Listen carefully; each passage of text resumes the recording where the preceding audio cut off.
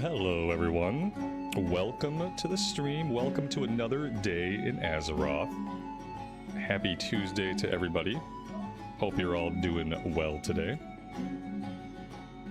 Michael, Wayne, Wix, Scary Meggie, Kilo, Robert, Straba, Sven, Towan, Acute Lex, Dante, Amy, Greg, Dederick, and SH. Thank you all very much for being here today. Alright, we are going to start the day off with a little bit of fishing, because we didn't do any yesterday. And then we're going to do some questing in Elwynn Forest.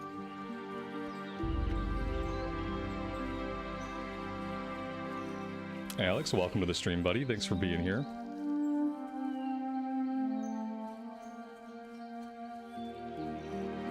Looks like we also have a little bit of smelting to do. We'll work on cooking a little bit.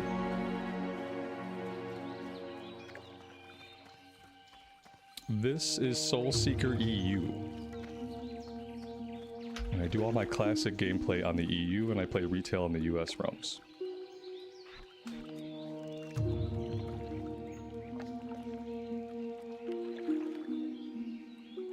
Agent Dad, I'm doing well, and yes, I'm never without my coffee during the stream. Stream time is coffee time.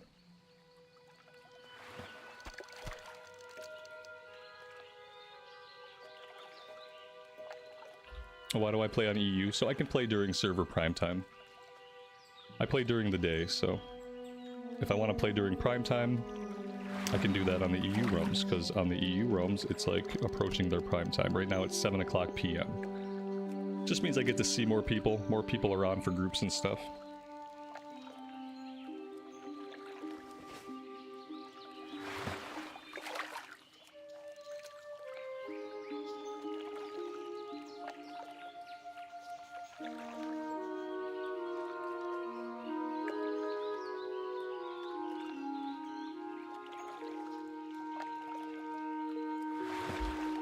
What kind of coffee do I fancy? I don't really care about like brands of coffee. Whatever coffee is in my mug.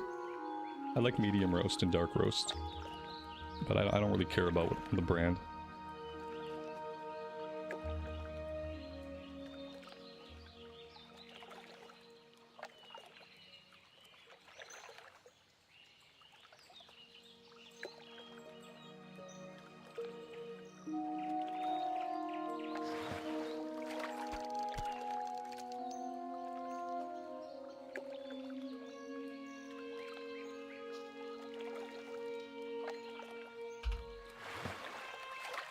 Damien, welcome to the stream, buddy. Juice Mode, good afternoon to you and welcome. Would I like it if Hardcore went to TBC? Yeah, I would. That'd be really cool. I think TBC Hardcore would be awesome, because I think TBC is the best version of Classic. And so to me, obviously, having a Hardcore TBC only makes sense. They said that they're not going to have like an official Hardcore TBC server. I'm hoping there will be a community of people that go back to using the add-on. Like, I hope they pick a realm, like we did with Bloodsail Buccaneers and Hydraxian Waterlords. And I hope there's a community that does hardcore TBC with the add-on, because I would definitely be down for that.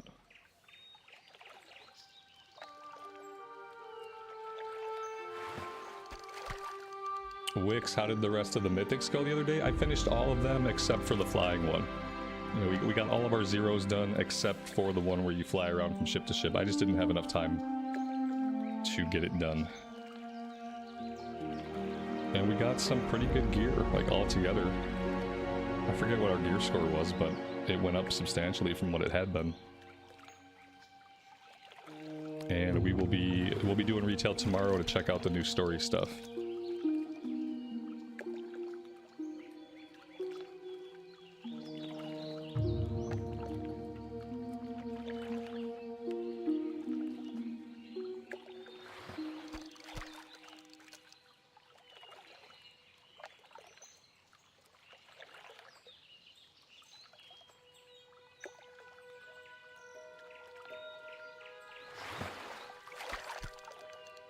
Yeah, TBC Hardcore would be amazing. They made some lame excuse. Like, they just threw some words together and they're like, we don't think that TBC something something something difficulty something something.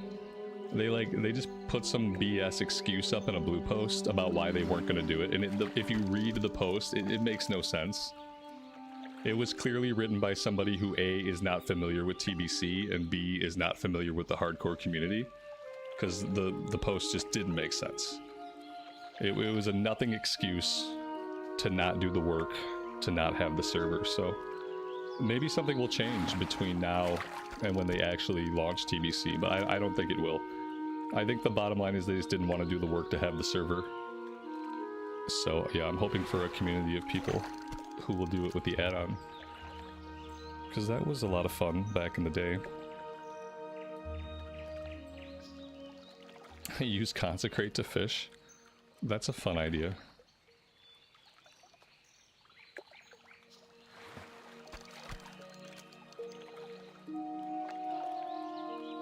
Is WoW my favorite game? I don't know. You can look at the content on the channel and I'll let you figure it out. I haven't spent thousands and thousands and thousands of hours playing any other game in my life.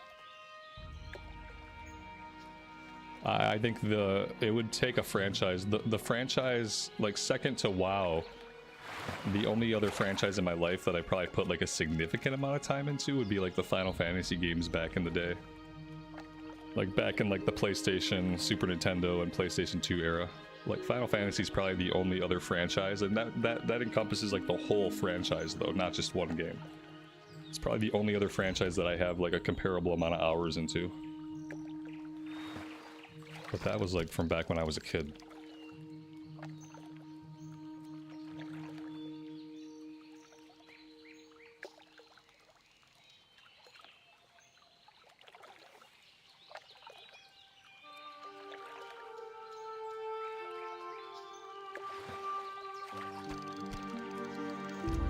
What's my favorite Final Fantasy? That's a tough one. Either 6, 4, 9. I mean, they're all good, right? There's so many good ones. I guess like there's only a few that didn't resonate with me. Like Final Fantasy X, wasn't a fan of Final Fantasy X. I think like anything after 9, I kind of lost touch with the franchise after Final Fantasy 9, which was like kind of their penultimate achievement in my opinion. FF9 was amazing for like taking it back to like that fantasy vibe.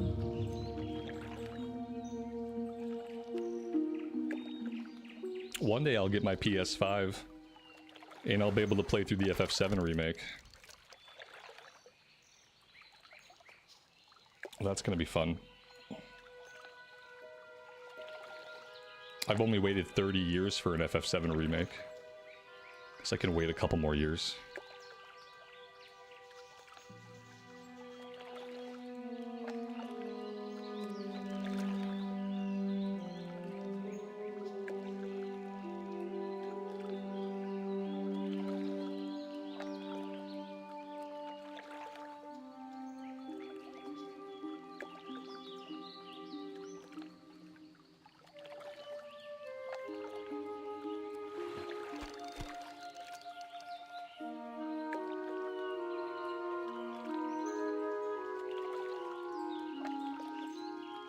Will Blizzard make another WoW movie? Oh god, I hope not. No, I think any media that you see based on World of Warcraft in the future will probably be like limited series animated stuff. Think about the Illyria animated short that they did for War Within. I think anything you see for WoW will be something like that. It'll be, everything's a limited series now, like nobody bothers making movies anymore. Movies are expensive and don't make a lot of money. Unless they're like extraordinarily fantastic. So yeah, I think it would be much more likely to see like an animated limited series.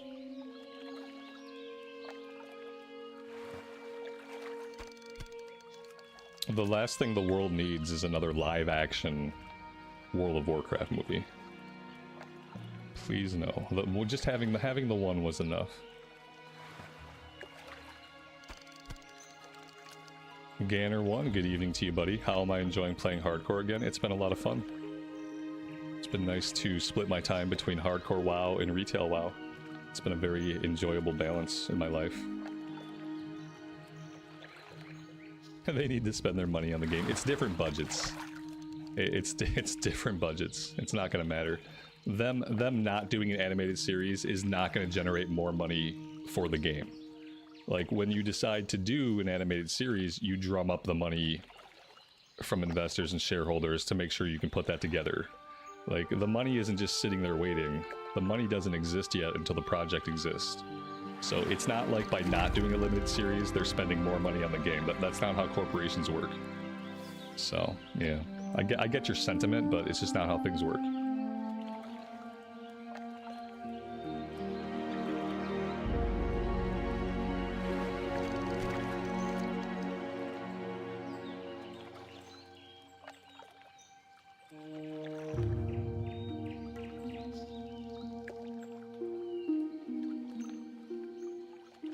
And we probably won't see anything for a while. They had something going with Netflix, and then they had a falling out. So there was going to be some kind of Netflix series, but it just didn't. It didn't work out. They butted heads about something, and then it was just off the table.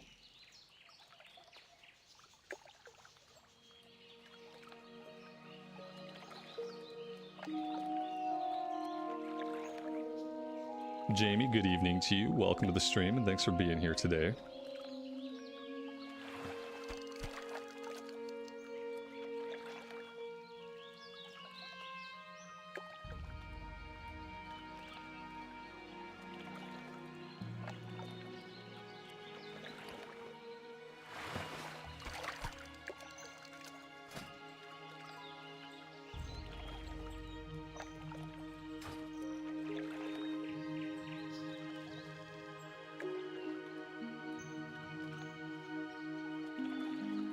Yeah, a new TV show, a new series could definitely generate interest and even make people aware of an intellectual property that they weren't aware of before. I mean, that's what Arcane did for League of Legends. Now, there's not going to be a lot of crossover. Like, a lot of people who enjoyed Arcane are never going to play League of Legends. You know what I mean? But it creates interest in the IP. And, like, I'm sure there were some people who watched Arcane and they're like, oh, this is from a video game. Maybe they tried it out. Maybe a smaller percentage of them actually liked it and stuck with the game. I think those things are meant to succeed on their own rights, though, not necessarily to get people into the game that they originate from. Like, something like Arcane wants to succeed, like, in its own arena, and isn't even necessarily intended to bring people to League of Legends, but it could. You know, it's nice to have the publicity. That's if it does really well, of course. That's if it's a hit, and it draws in an audience of people that otherwise would not have been aware of it.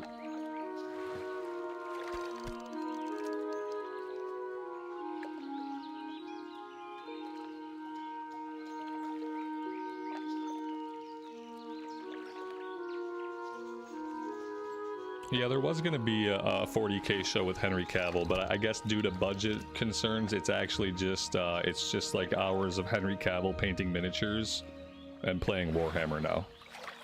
It's just him in a room painting miniatures and setting up his army. Yeah, they had some serious budget issues.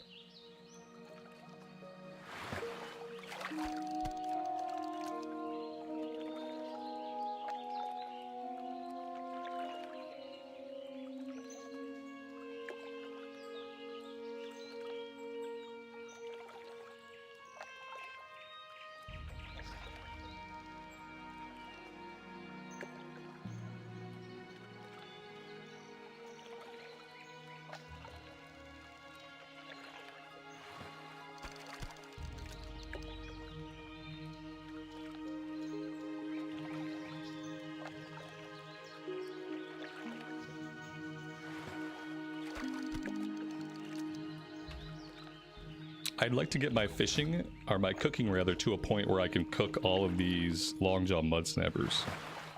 So the recipe for longjaw mud snappers, we can learn that at 50. I guess I'm kind of trying to fish up enough of the brilliant small fish to get my cooking to 50, so that I can then cook all the snappers so that it's not all in my inventory. I don't know if that's like a realistic goal. We've almost got 20. That would be like 42. We have 4 boar's meat. That would be like 45. We're pretty close. Maybe like 8 more fish of the type that I can cook, then we can do it.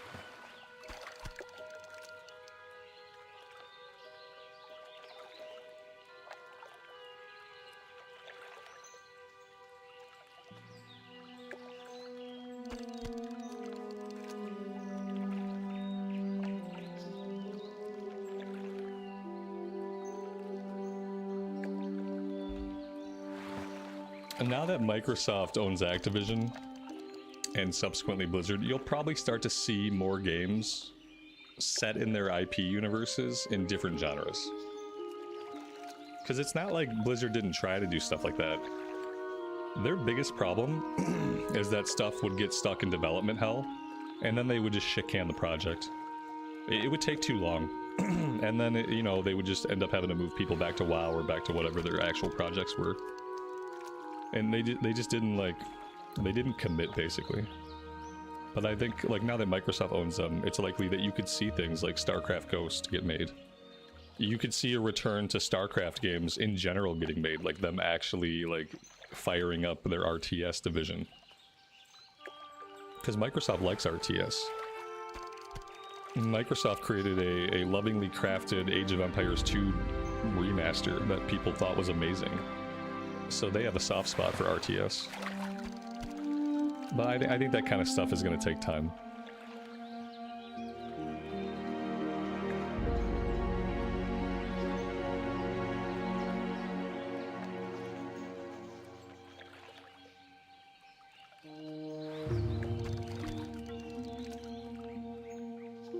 They're in talks with NetEase for StarCraft IP. See, there you go.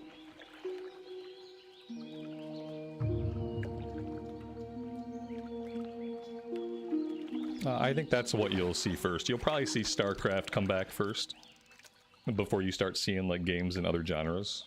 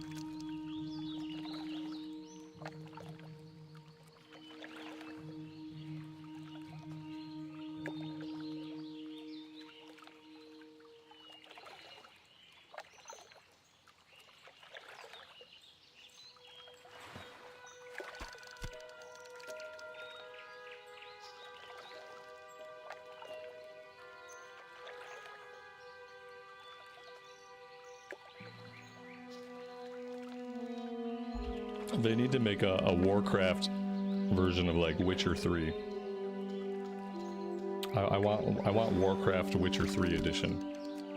I don't know what story they would tell or what time period it could be in, but there's a lot of options for, like, a lot of time periods that people don't know a lot about, but that are very important to the history, to the lore. I think it'd be nice to find, like, a cool time period and then do, like, a big open world Witcher style RPG with, like, narrative choice. That's what I want.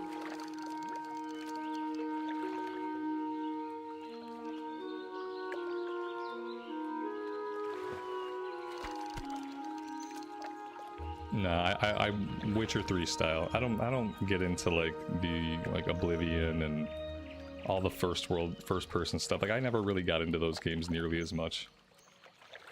I don't know. It's a me problem, but I would rather see, like, a third person Witcher style open world RPG with, like, cinematic combat, you know, maybe like a more narrow, like, class choice or talent build, something like that.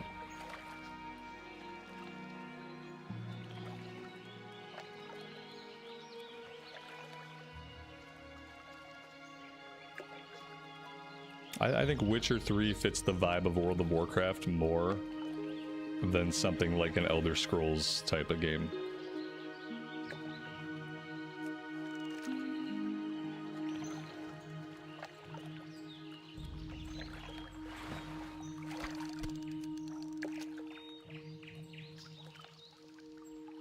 Yeah, that Stormgate game looks like garbage, though. I understand that it's like by some of the same people that worked on StarCraft and Warcraft, but I've looked at it. I've seen different builds of it. And every build I've seen of it played just looks like kind of garbage, like undercooked, bad AI art. It just looks bad. I don't really think that it's really good. I don't know what it's missing or what's wrong with it. Maybe it just needed more time in the oven and more hands on the project, but nothing I saw about Stormgate made me want to play it. And I would love a good StarCraft game to play, but I'm not going to play Stormgate.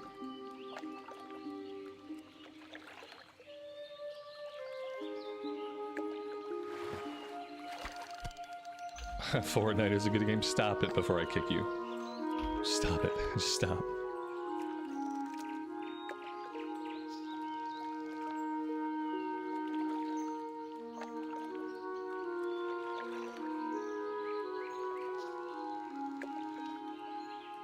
Are they trying though?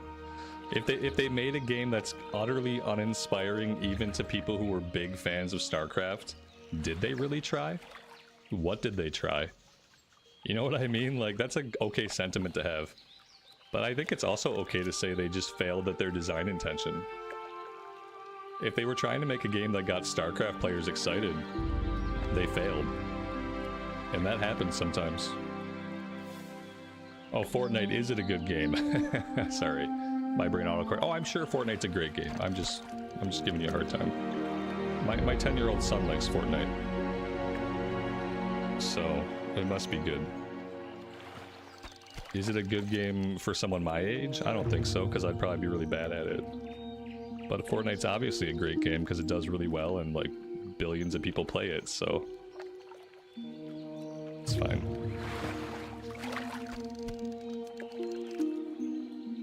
Maybe they'll get it right with feedback. Nah, they won't.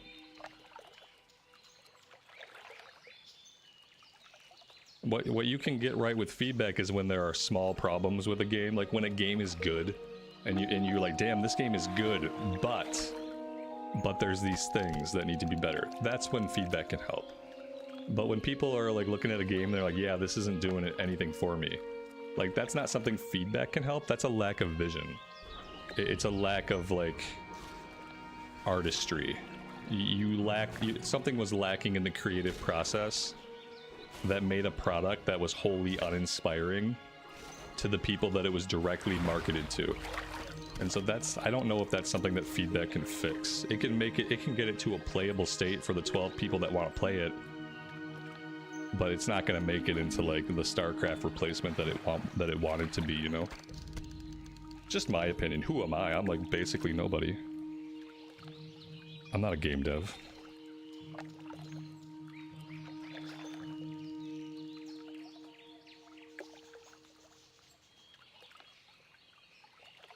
I guess I'm capping out my fishing skill. I guess that's the new plan. 72 out of 75. We'll cap it at 75, we'll train the next rank, and then we'll go cook all this stuff.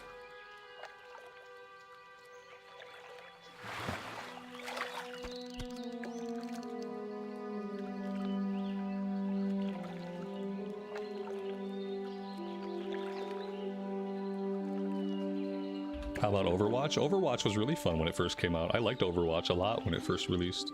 Played a bunch of it. Eventually I just kind of fell out of it. Like, I think what happened was I got into Heroes of the Storm. You know, I played Overwatch, but I was actually like more into Heroes of the Storm, so I started to spend more time in Heroes. And obviously, like, Heroes of the Storm, they gave up on it. It was another example, kind of like StarCraft 2, where like Heroes of the Storm made money. Heroes of the Storm had a player base. But since it didn't make piles and piles and piles of money, they just didn't want to do it anymore, you know? And so that sucked. And then I never got back into Overwatch after Heroes of the Storm died. I just never went back to any of it. And now there's Overwatch 2, and like it's always embroiled in controversy. The character designs kind of all suck. If I was gonna play a game like Overwatch today, I would play Marvel Rivals. I've been close a couple of times to checking out Marvel Rivals. I've had it installed on my PC and not checked it out. I've had it installed on my Xbox Series X and not checked it out. I just like, but if I was gonna play a game like that, I'd probably check out Marvel Rivals before I bother with Overwatch 2. Overwatch 2 just has some some creative problems that I don't appreciate. I don't really like their character design. I don't really like the storytelling of the universe, like the direction they took the universe in. I don't think is very good. So yeah, but the gameplay, like Overwatch 1 was fun, gameplay-wise. I'm at 75, damn, thanks Talon, I appreciate it. I'm just running my mouth, you know, typical me. Hello. Oh, we have to be level 10. We can't even train that yet. We have to be level 10 to train to the next rank of fishing. We're level 9 right now. Let's go grab a couple of cooking recipes and then we'll cook a bunch of stuff. Mr. Santa, good evening to you, buddy. Welcome to the stream. Thanks for being here today. Paladin or Mage, and why? It depends on what we're talking about. If we're talking about hardcore, like Paladin is much more survivable than Mage. Especially at low levels, you have more chance of living. Eventually, if you can get the Mage to a higher level, you got plenty of skills to stay alive. Paladin gets a free mount, but Mages get portals. Paladins have heals and bubbles. Mages have Frost Nova and Blink. But yeah, early on a Mage, you're probably gonna die. Oop, let's buy this one. I also have to do some smelting. We should smelt our copper ore. And then I gotta put the bars in the bank eventually. So that we're not carrying them around. In softcore, then, yeah, I mean, it depends. Mage is going to deal a lot more damage. It depends on what you want to do. A Paladin can tank and heal, but a Paladin's not going to be a DPS. Whereas, obviously, a Mage is going to be a DPS, and it's going to deal lots and lots of damage. Also, like, caster classes are not really reliant on gear, so if you want a class to be powerful and not have to have a lot of gear for it, like a Mage is a good choice. Whereas with a Paladin is very reliant on like a good weapon and a good gear set.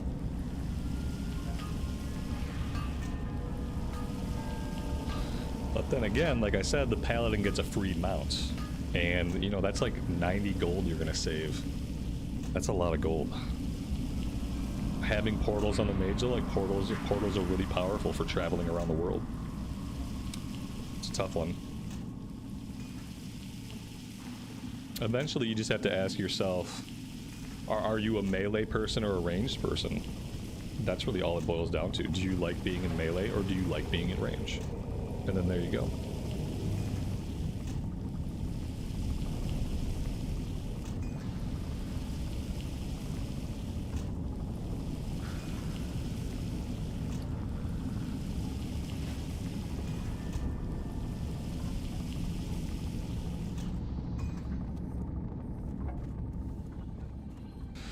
A Kingdoms of Amalur style game? Yeah, that would be close to where I want it. Like I said, I want like a Witcher style thing, but Kingdoms of Amalur is kind of Witcher-esque. It's a third-person open-world action RPG with choice. I think Kingdoms of Amalur had like decisions you could make, at least in dialogue. I don't know how many of them affected the core story. Kingdoms of Amalur was basically, it was WoW. Like, if you turn it on and look at it, you're like, this is like almost like World of Warcraft style art. It was very close to being like a ripoff, but it turned out to be a good game anyway, I guess. For the Alliance. All right, let's. I think Steve Denuser, the prior creative director that worked on WoW, I think he was responsible for some of the writing and some of the story in Kingdoms of Amalur. Pretty sure he wrote some of the lore, some of the story for that.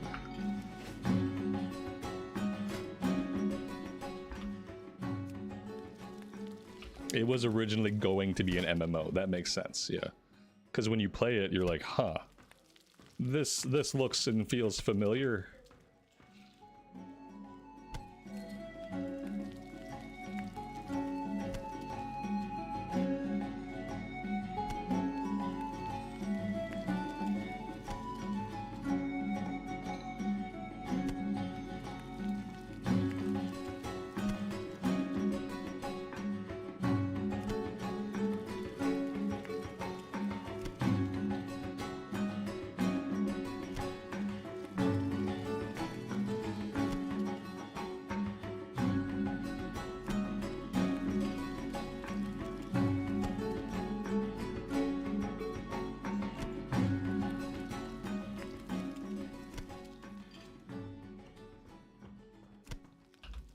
How long have I been playing WoW? Since it came out. I mean, I got into Warcraft with Warcraft 3. I even remember playing Warcraft 2 on the PlayStation. Back when they released Warcraft 2 on the PS1. But Warcraft 3 was really what like pulled me into the universe as a fan. It's a long time. I'm an old person, yeah.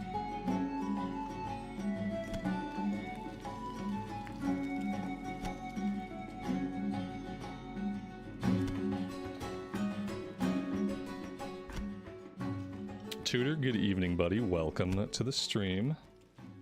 Thanks for being here today.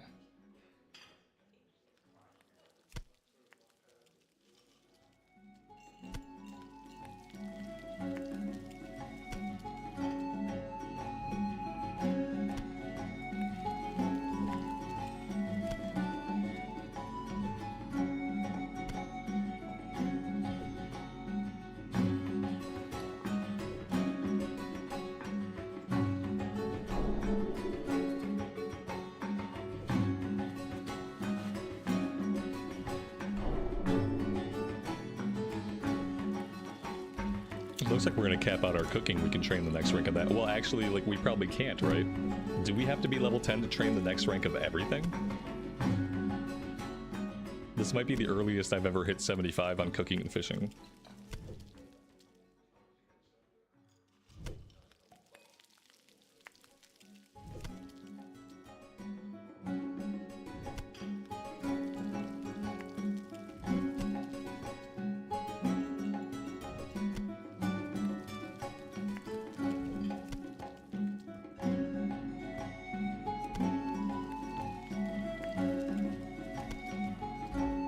Is cooking a good way to make gold? No. Not at all. I don't think.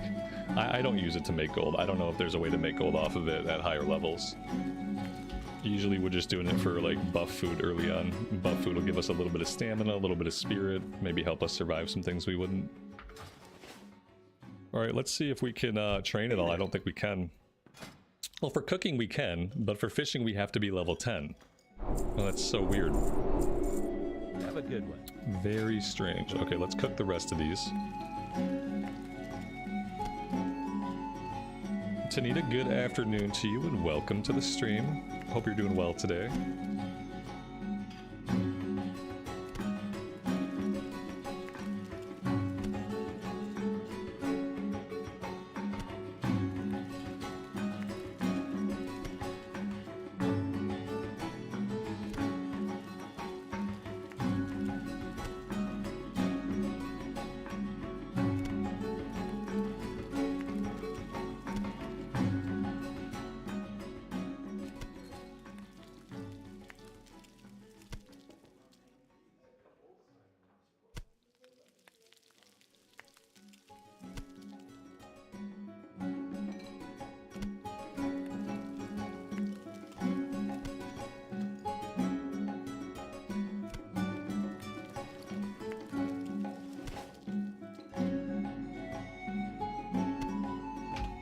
Alright, that is fishing capped out. That's a big chunk of cooking done. We've done our smelting. I could probably sell like all the food. We haven't really needed the food. And these don't have any buffs on them. Let's go ahead and sell it all. Clean out the inventory as much as we can.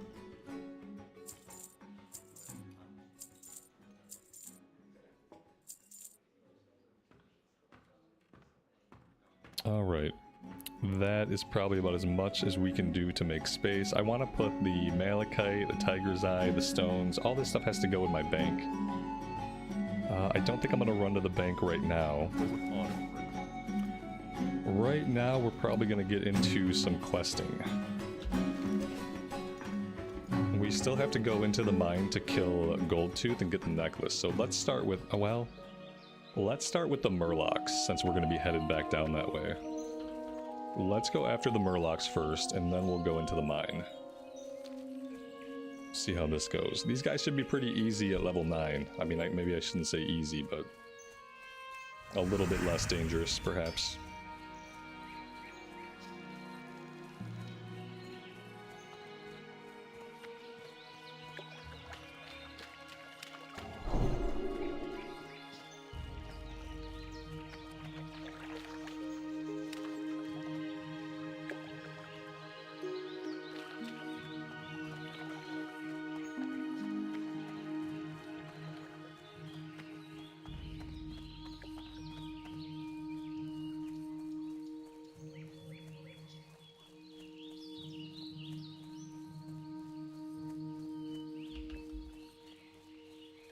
John Rex, good evening to you, buddy. Welcome to the stream. Thanks for being here today.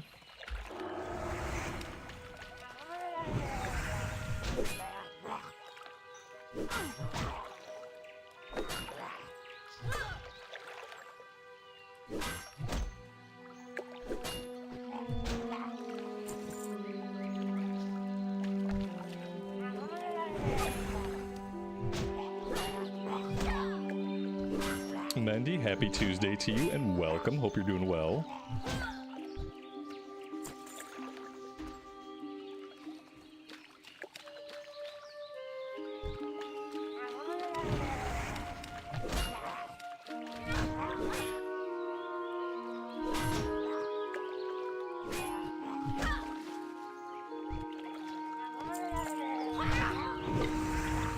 David, good afternoon to you. Thanks for being here today.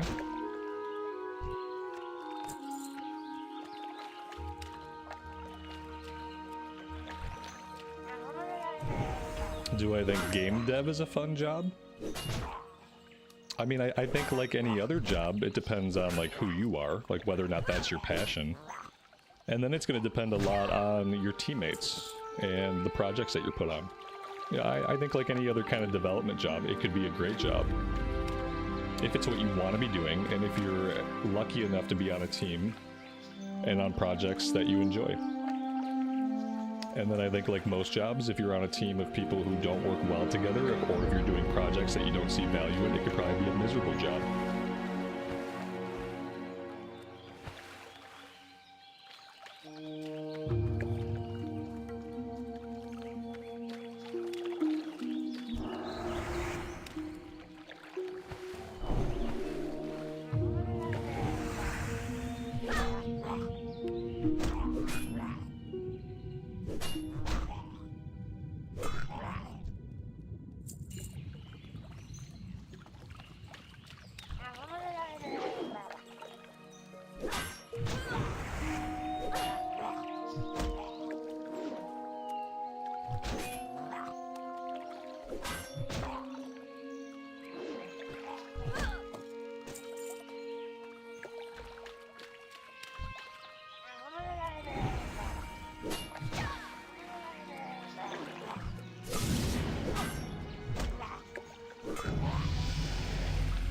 That was a good time to level up. Level 10. What do we get at level 10? Blessing of Protection, Devotion Aura 2, Lay on Hands, and Seal of Righteousness rank 2. Okay. Yeah, we'll hit that when we're back in town.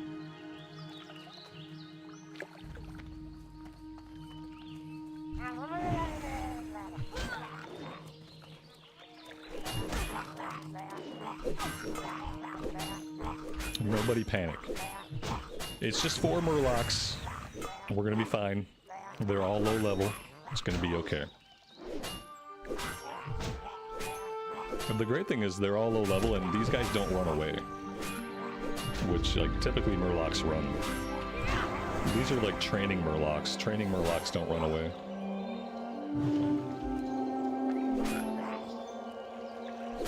Dan, good afternoon, buddy. Welcome to the stream.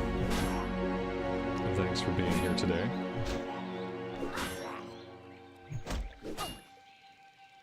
You are slightly panicking? No, it's fine. We still got, you know, we have Divine Protection, we got potions. This quest item is not dropping a lot today.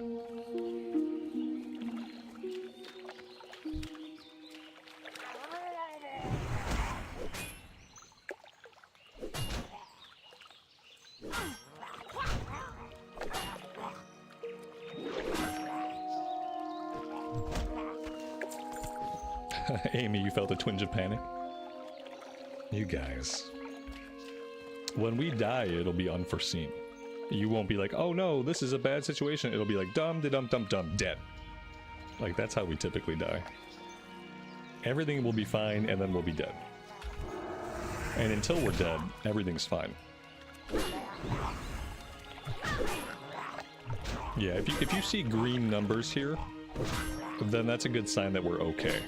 If we're surrounded by mobs and you see green level numbers mean safety. If we're surrounded by that many mobs and you see yellow, if you see yellow, we might be in a little bit of a bind. You know? Like, look, we had this guy hitting us in the back the whole time and I didn't even notice. That's how weak these guys can be for a paladin at low levels. At low levels, a paladin has a lot of survivability. And there we go, there's all of our items. All I had to do was talk about how they weren't dropping a lot. This reminds you of the self-found paladin back in the day? Yeah, man. I probably would never do another melee class on self-found. That was a rough run.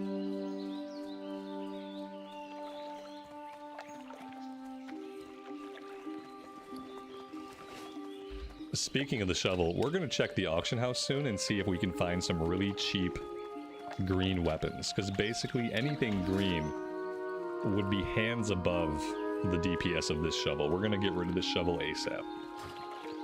I need something a little bit beefier.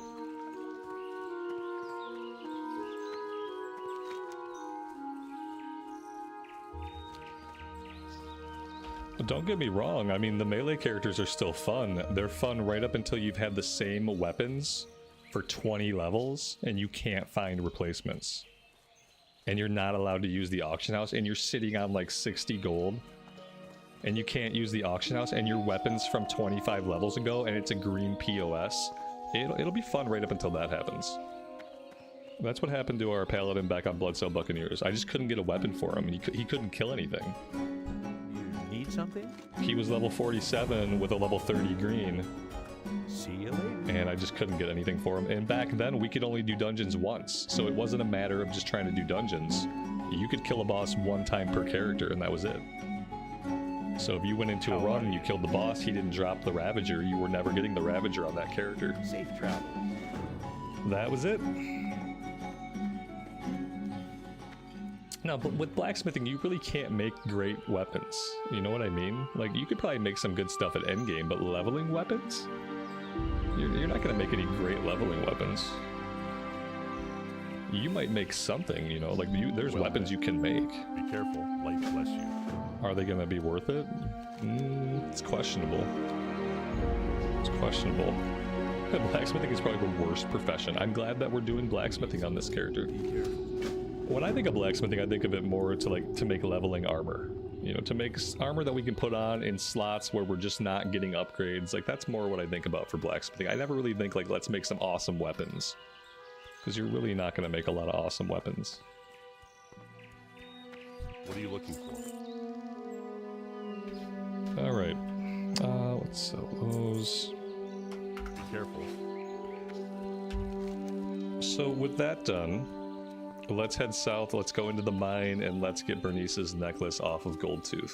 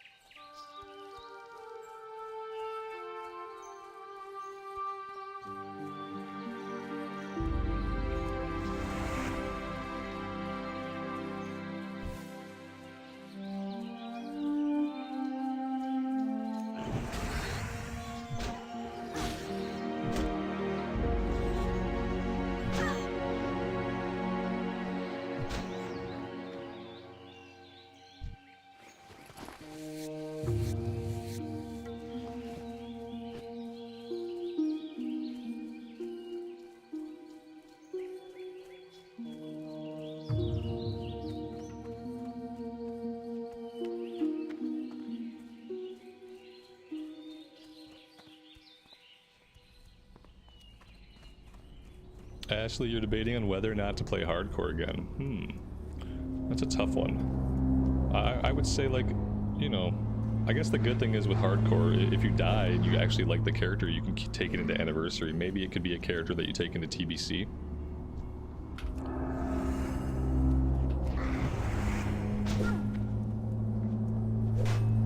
That's kind of what I think. I think, like, well, if I get a high level character in hardcore, maybe even if I get capped, then, you know, that character has the option of continuing when TBC comes out. If I wanted to transfer them to a non-hardcore realm.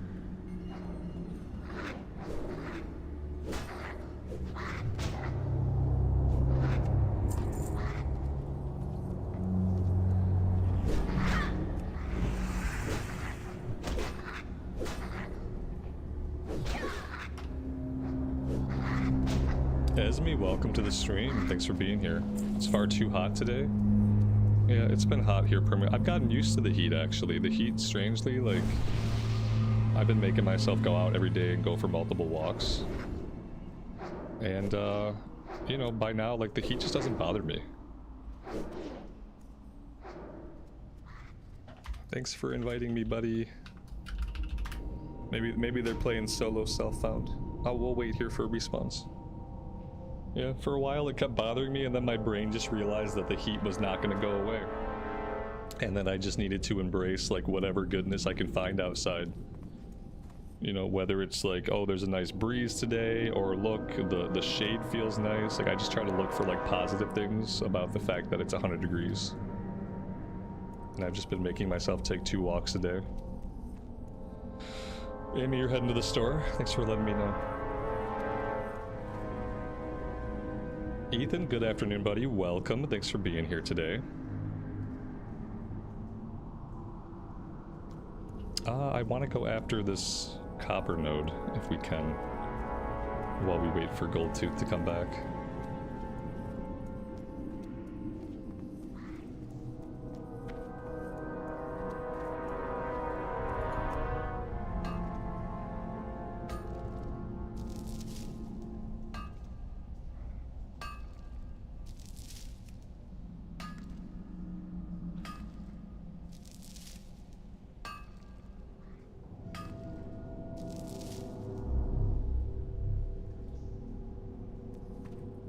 One great thing about the heat is not driving on snow and ice. There you go. Yeah, that's definitely a way to look at it. Like I said, I've just been trying to take it day by day and appreciate what I can. Are we ever going to get into a group where we can tag this guy? Yes. The answer is yes. We got 1 hit, and that 1 hit was all we needed to loot. Perfect. Let's get ourselves out of here.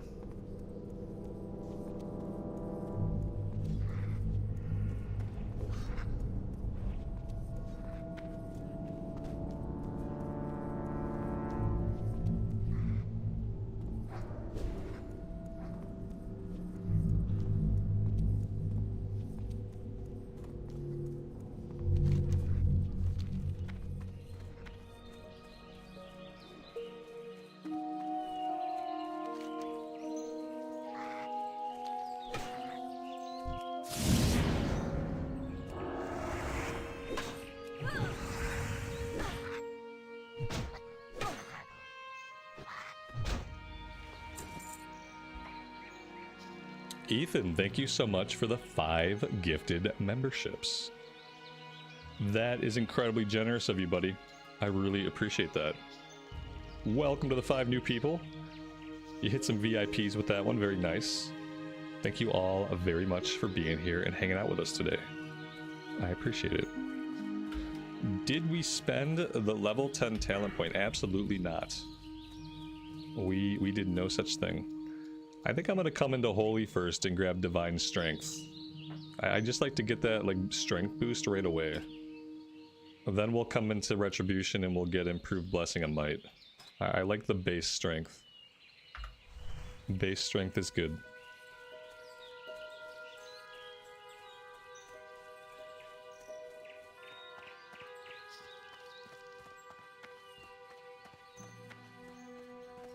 Hello. See you around. See you later.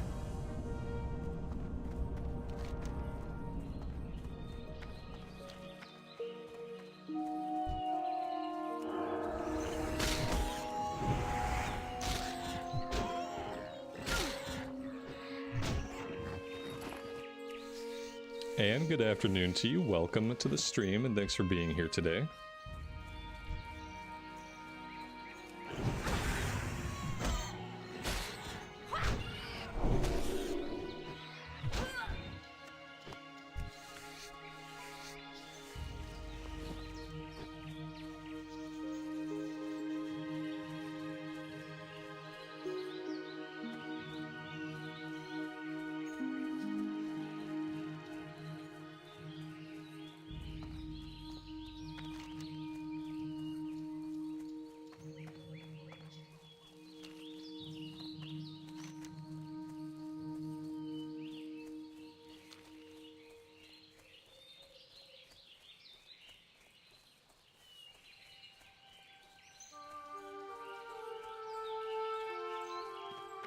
How are you? Have a good one.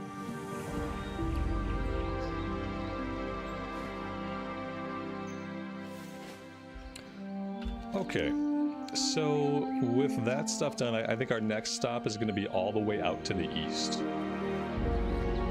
And I think to head out to the east, let's cut across country. Maybe we'll come across some ore on the way.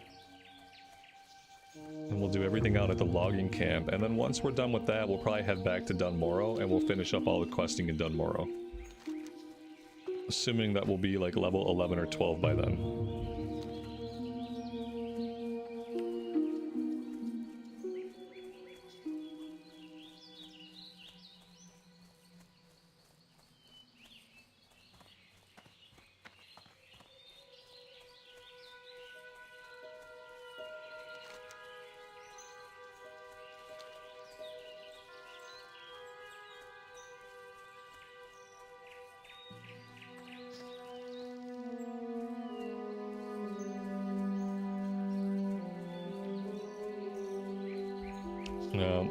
We got a dead person here. What killed this poor fella?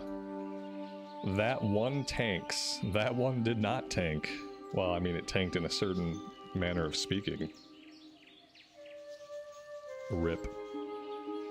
Not a lot here. He must... I bet he got killed by a bear. It was like level 8, level 9. But this guy right here killed him. This level 9 bear probably snuck up on him while he was fighting something else. And that was it for Buddy.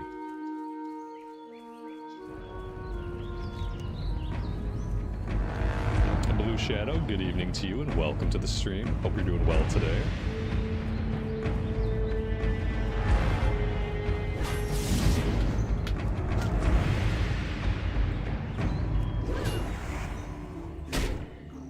Or maybe he got chased down by these bandits that kind of came out of nowhere.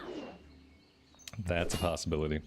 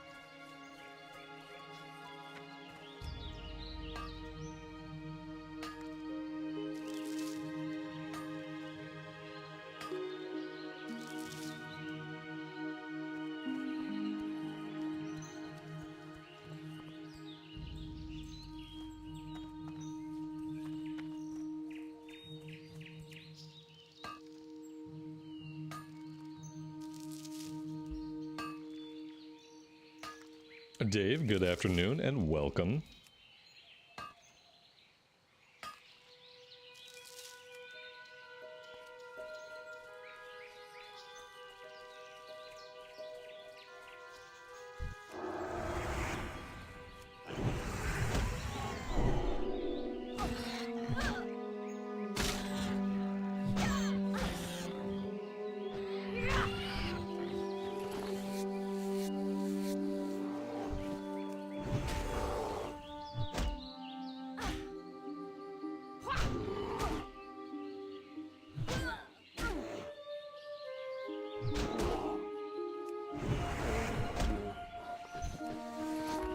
I think we really do need a new weapon. This level 3 weapon is is not cutting it for us right now. I don't even know if I want to tackle these quests with the weapon that I currently have. Maybe I want to go to Stormwind first. Put some stuff in the bank and like buy like a cheap green weapon on the auction house. I don't know. Yeah, it feels kind of risky to be out here with this weapon. It kind of sucks.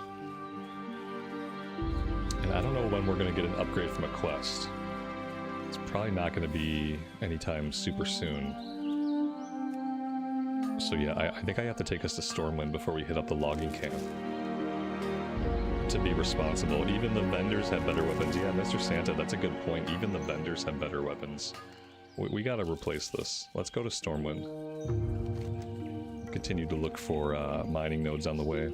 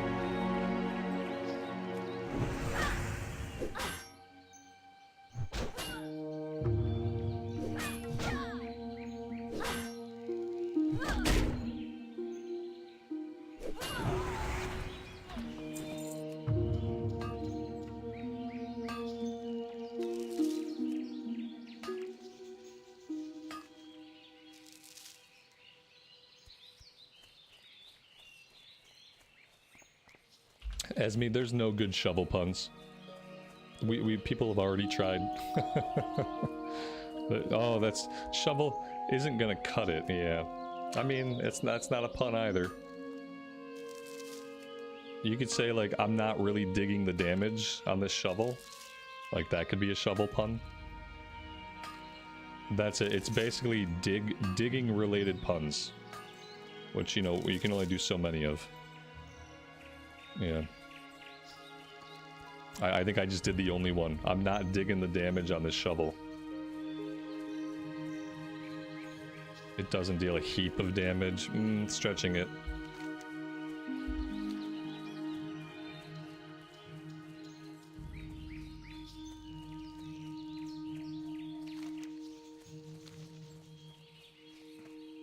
Yeah, I think I did the only good one. Sorry.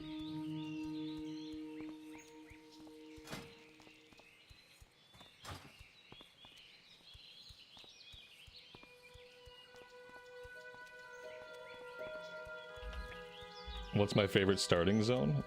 Oh, that's an easy one. It's Eversong Woods. Eversong Woods is the best zone in the game. Aesthetically, musically, story-wise. Eversong Woods. And subsequently, Blood Elves, also the best race in the game.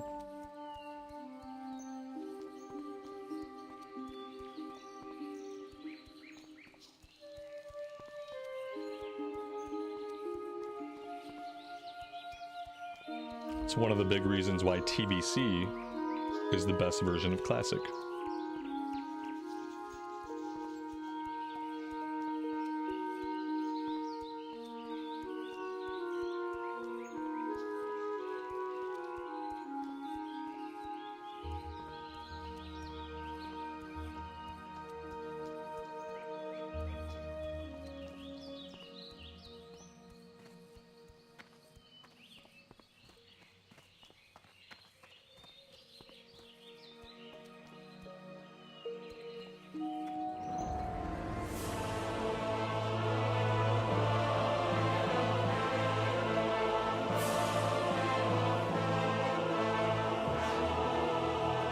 Did I play original TBC? Yeah, I've been playing since Warcraft 3.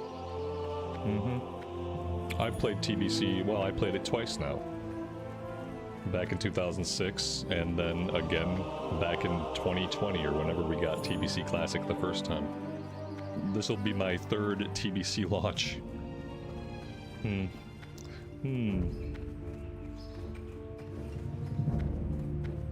Alright, let's vendor some stuff and hope we have money to afford a green weapon on the auction house. And then we're gonna stash all the crafting stuff in our bank. Pretty soon we're gonna drop skinning and take blacksmithing, and maybe next time we'll start off by leveling up our blacksmithing. King's honor. We're gonna get it going soon. Okay, that's really all we can sell. Let's sell this, sell this. Go with honor, friend. So the options, we have two-handed axes, or sorry, we have two-handed maces trained, and we have two-handed swords trained. We don't have two-handed axes trained yet, so that's not really an option. Let's see what we can find for maces. So let's go two-handed maces. Let's look level 8 to 10. I mean, there's stuff here. Some of it is expensive.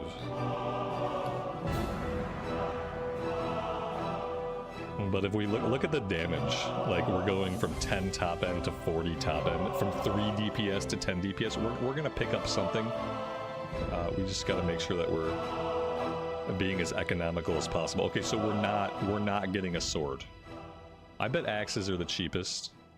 They're not. The maces are the cheapest. Okay. This is really expensive. Oh my god. The only one we can afford is the top one here, unless we want to go with like a level 8. We might have to go with a level 8 of the bear. I'm gonna do this. It's not gonna be as good as the level 10s, but we have to get what we can afford, and the stats are good on this. Strength and stamina. Let's grab it.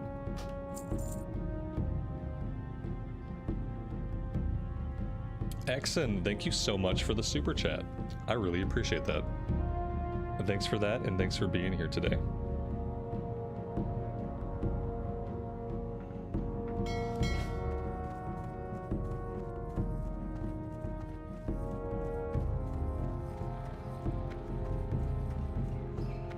Alright, we can say goodbye to the shovel.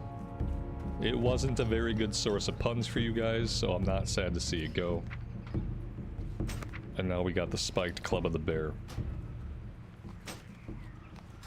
There we go. It looks like a proper medieval weapon. We're gonna feel a lot better with that one. Aha, the bank. Let's not forget to drop off at the bank. I probably should smelt this though. Then, well, yeah, smelting's not really yielding a lot of skill ups. Let's just dump it for now. What can I do for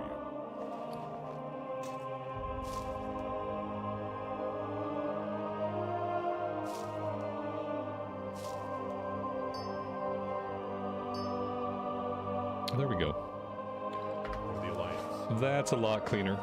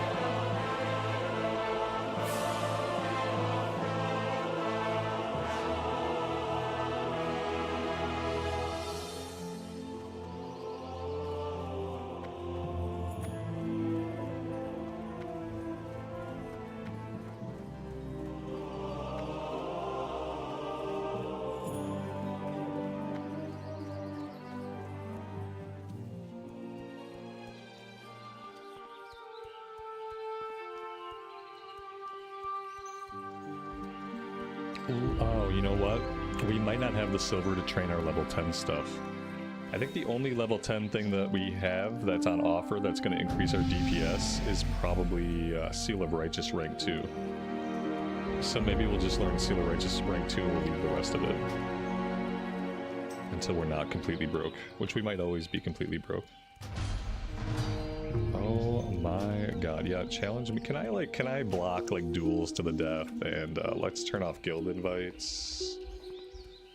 Block guild invites. What about duels? Can I just block duels? You can't block duels. There should be a setting to automatically decline duels, so it doesn't even pop up. You know what I mean? Wouldn't that make sense? You know, they have a guild thing to avoid guild pop-ups. There should be a setting to avoid duel pop-ups. Could be very distracting if someone was like insistently spamming you for a duel. And you could accidentally click yes on a duel to the death, like just not thinking about it, or maybe thinking it was a guild invite and you just click yes on accident. I'm sure that's what people hope for. They're probably just waiting for someone to click yes on accident. There is a decline duels? I searched duel in the options, I didn't see it. Let me check again. Maybe just duel without the S? No, duel, duels, decline. Like, if it's here, like, I'm not finding it under any sensical search terms.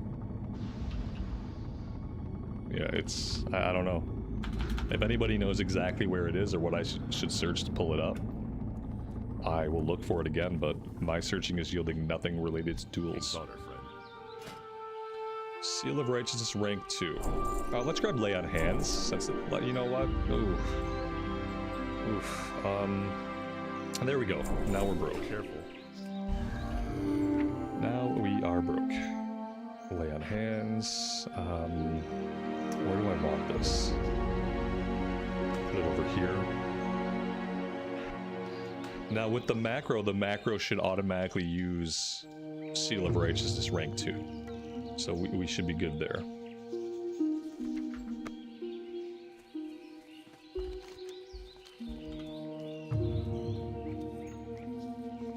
Leatrix plus social block. Okay, so it's a Leatrix option. Social, thank you. Yeah, this is not in-game, so there is no in-game option. But it's nice that Leatrix can do that for us. Perfect. Good enough. Good enough. It should be an in-game option, but we'll let the add-on handle it.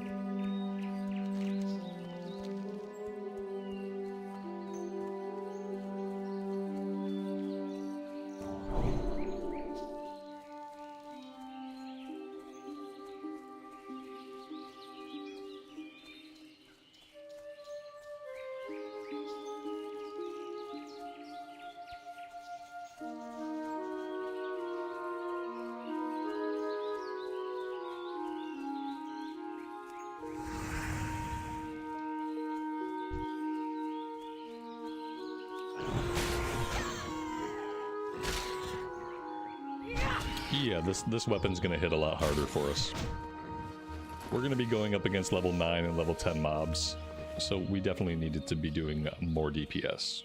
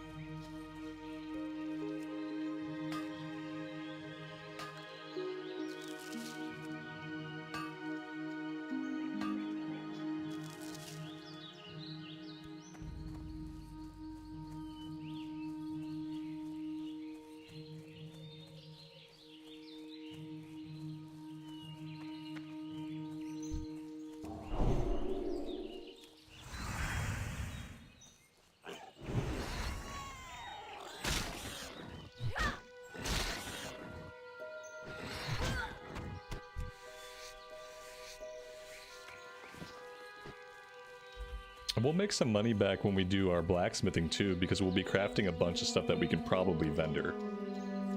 So that'll be an okay way to make back some of the silvers that we now have spent.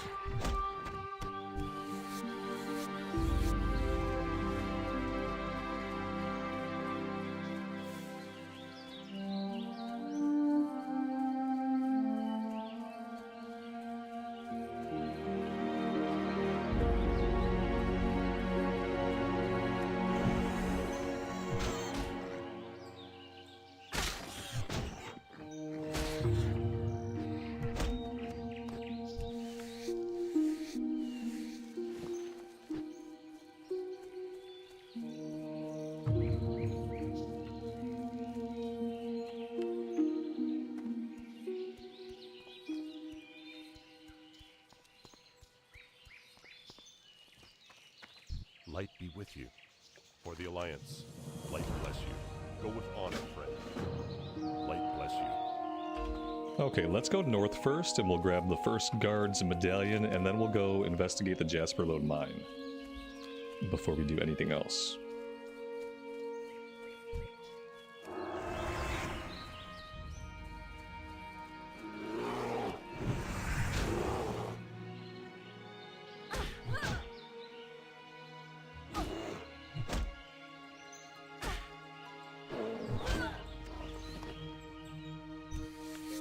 This cow is asking for it. Just asking for it.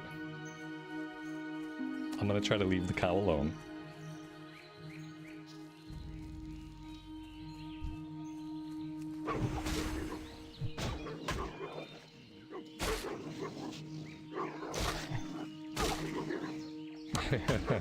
He said, "Can you please move?" The cow needs to. Yep. Esme beat you to it. Yep. Mm-hmm.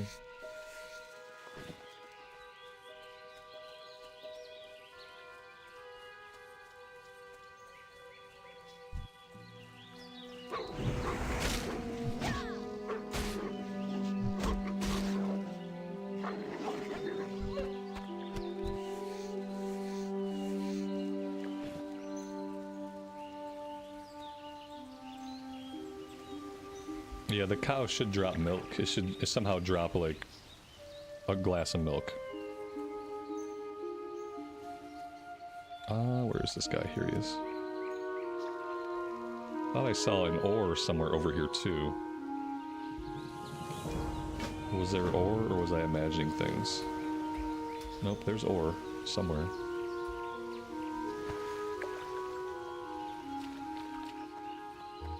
Mr. Santa, have a good rest of your evening. Take care, and we will see you next time.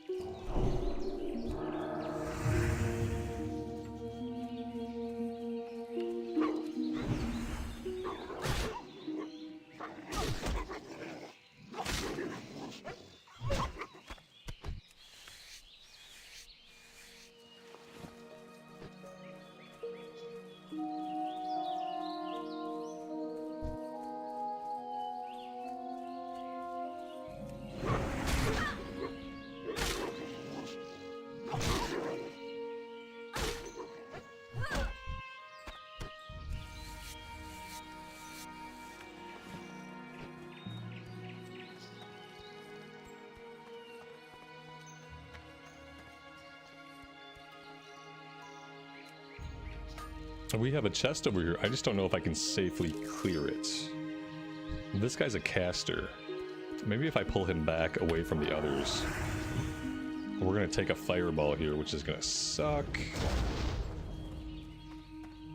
We're gonna take 2 fireballs. That really sucks. Alright, now he's moving. We're gonna take 3 fireballs. Yep, that's really bad. Looks like we're okay, though.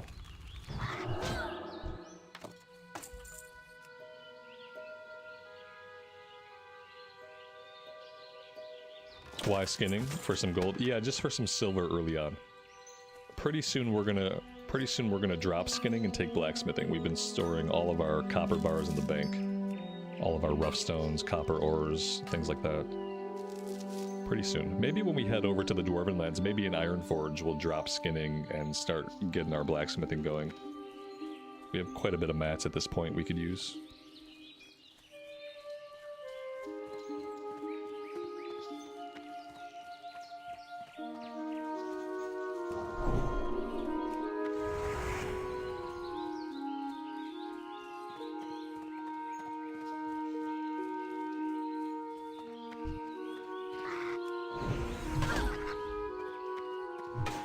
Is the Shadow Gem 1 silver per?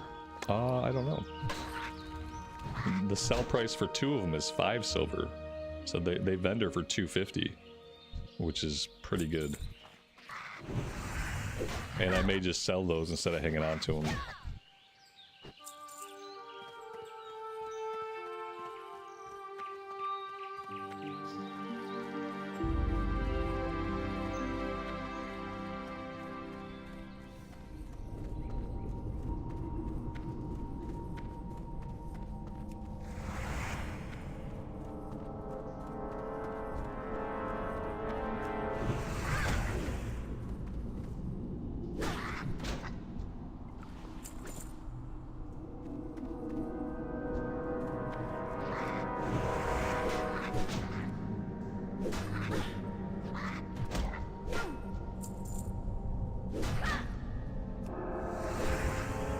The symbols on the minimap that you see are quest tracking, and the quest tracking is part of the Questie add-on.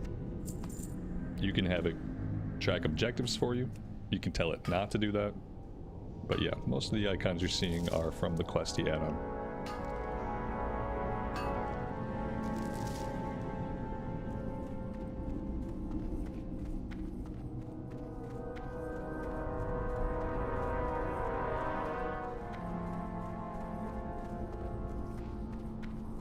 I want the ore that's back here, so I'm gonna clear through. Somebody else has already cleared through. That's convenient, assuming they don't respawn around us. And assuming they're not back here stealing my ore. Which they might be. They might have been trying to get to the ore just like I was.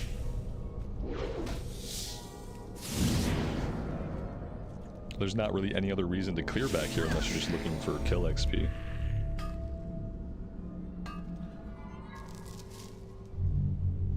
He doesn't seem like he wants to tap the node. Like, I'm fine sharing it.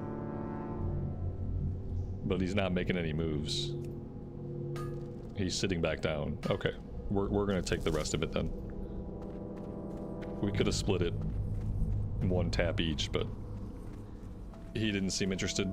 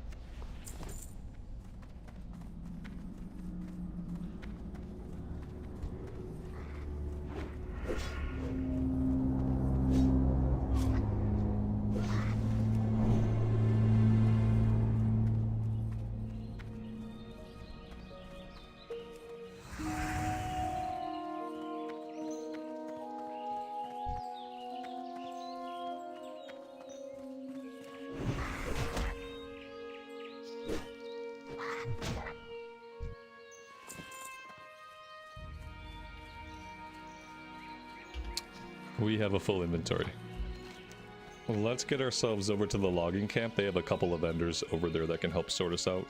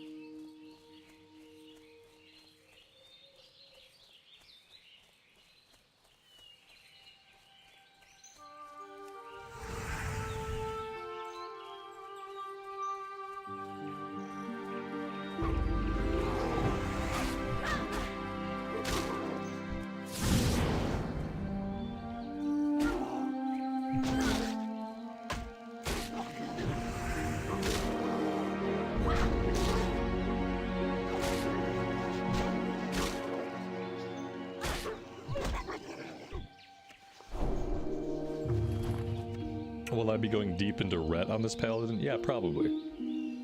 We're probably gonna go red, unless I for some reason decide to go prot. But typically we'll level red. We'll see. We have to live long enough to get deeply into any tree, so...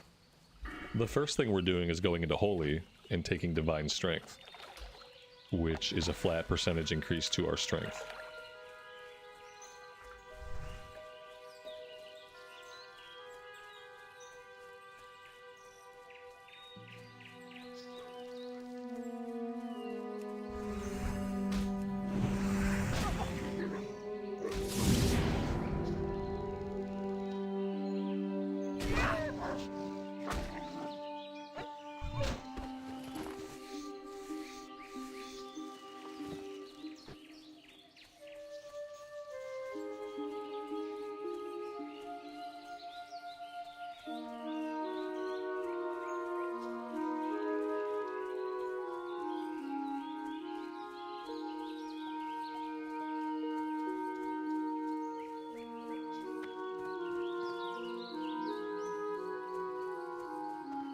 Well met. Light bless you. I don't even think I'm gonna go for Consecrate. Even for tanking, Consecrate's great, but Consecrate costs a lot of mana. It's a ton of mana, so it's not, even if I get it, it's not something that I'm gonna use when I'm soloing. Because it just costs too much mana to use it while you're soloing. It's really only good if when you're tanking a dungeon to get like initial aggro on a bunch of mobs. But even then, sometimes it feels like it's not really worth it. So we've taken it before and I've regretted it. Light be with you.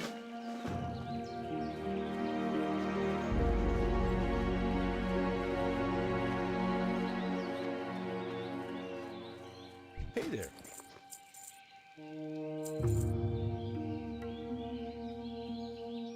And we have a silver bar. I'm just gonna vendor that for now. I mean, like maybe we'll need silver. Oh man, I'm gonna keep it because we might need silver for stuff. Like specifically, I'm thinking about crafting the shining silver breastplate. So yeah, I guess I have to hold on to that. Malachite I'm gonna sell. The shadow gems I'm gonna vendor because they're worth a lot of silver. I need silver really badly right now. Get rid of the shovel. That's looking okay. Everything else we kind of have to hold on to. The boar meat and the wolf meat, we can't get skill ups off that anymore, so I'm going to start vendoring that stuff. I don't need 2 stacks of small potions. 1 stack is fine. See you around. And I could probably just use the other lion strength and get that out of the inventory. We can do some first aid really fast. And before we run out of the camp here, I'm going to bio really quick. I'll be right back.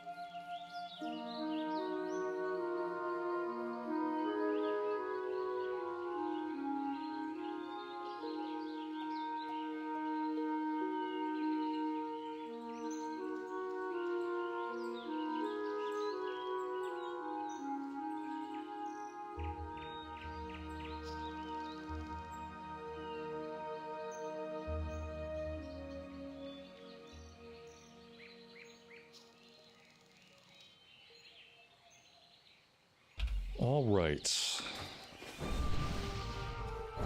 Who's buffing us? There we go.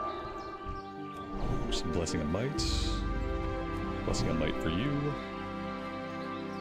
Alright, let's go collect bundles of wood. We're looking for wolves, we're looking for bears.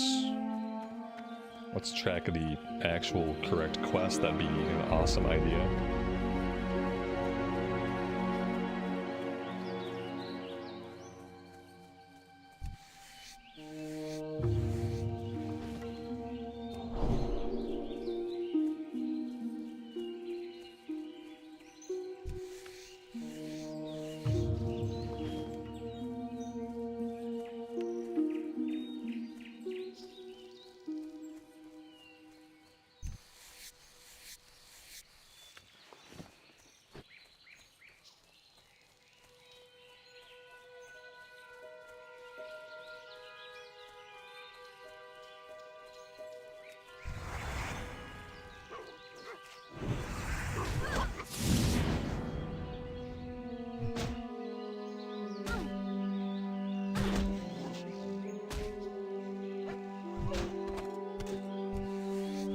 Oh, that's nice. We got a one-handed sword. Now, we don't know how to use one-handed swords yet. If we did, that'd be a great way to skill it up. Maybe we'll hang on to that for a while. Maybe. We'll see. We might just sell it. It might be a while before I'm ready to train one-handed sword. It's gonna be 10 silver to train it. And right now I have 14 silver, so yeah.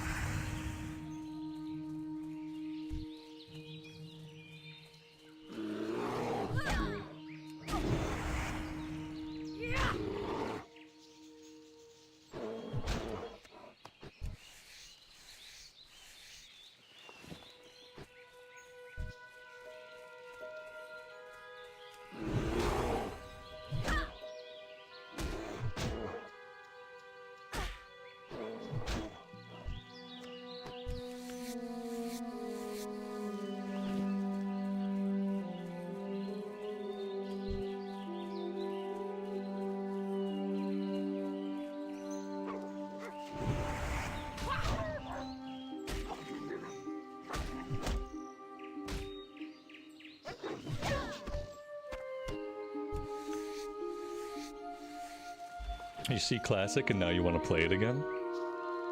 Azeroth is waiting for you. She's always here, waiting for you to come home.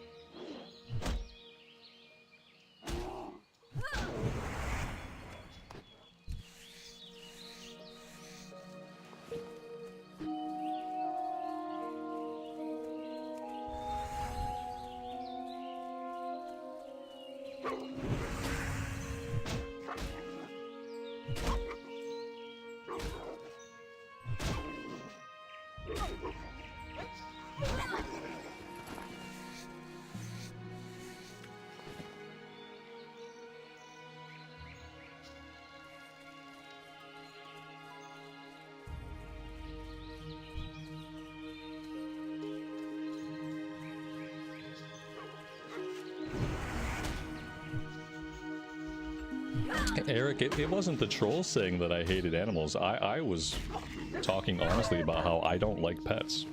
I don't like having pets. I don't like pets. What people were trolling is that they were saying that because I don't like pets, I am a bad person. Because I have an opinion where I would rather not have pets, animals living in my house. That somehow, the trolling was that made me a horrible human being.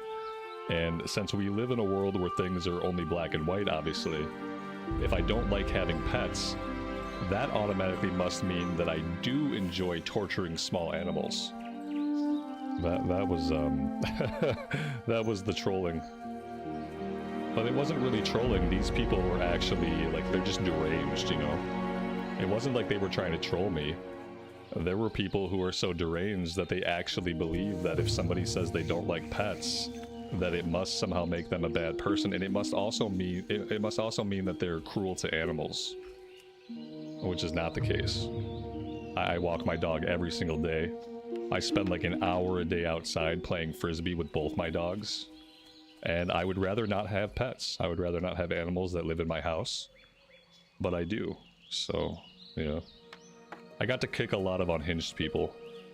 I always love it when I'm honest about something and it brings out the unhinged people so I can just get rid of them. So we don't need them here anyway.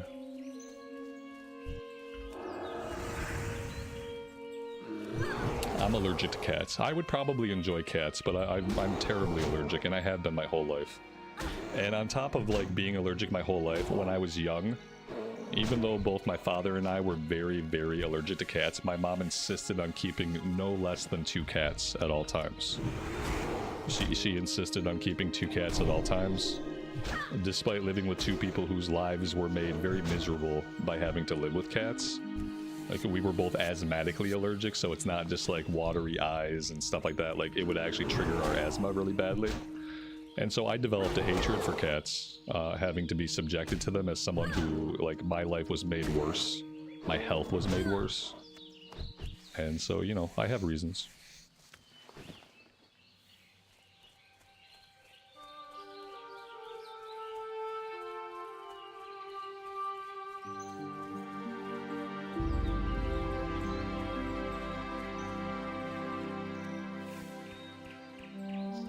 Ultimately, what I've learned is that having animals that live inside your house makes your house dirty. You know, I sweep like 3 times a day now, and it still like doesn't seem to be enough to get all the dog hair out. I comb the dog out outside, like I comb him out and I like try to get all his hair out. That doesn't matter. I'm still sweeping 3 times a day. I just like, I've come to a point in my life where I realize like having animals that live inside my house, like big animals, like we have a big dog and a little dog. And the little dog would probably be okay. But having a big animal that lives inside your house, it's just not good. It's not good. They're big, they're dirty, they make things dirty, and I just don't like it. That's all. I've just gotten to a point where I'd really rather not have a giant animal living in my house.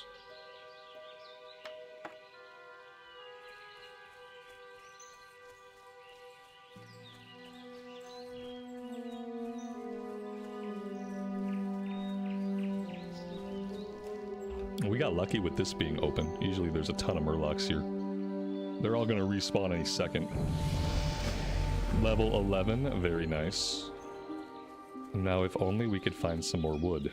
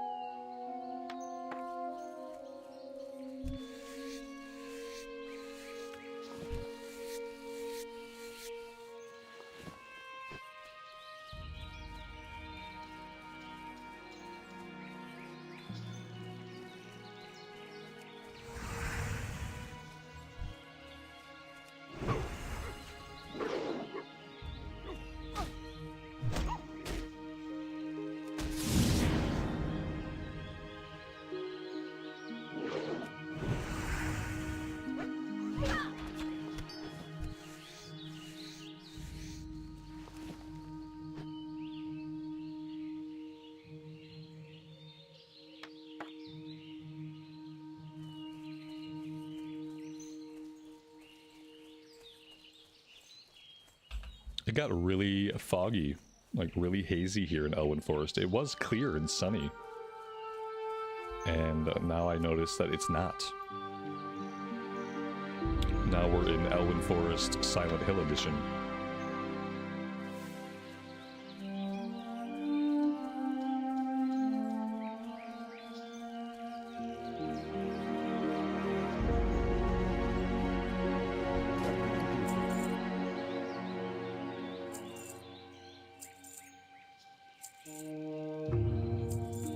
Have a good one.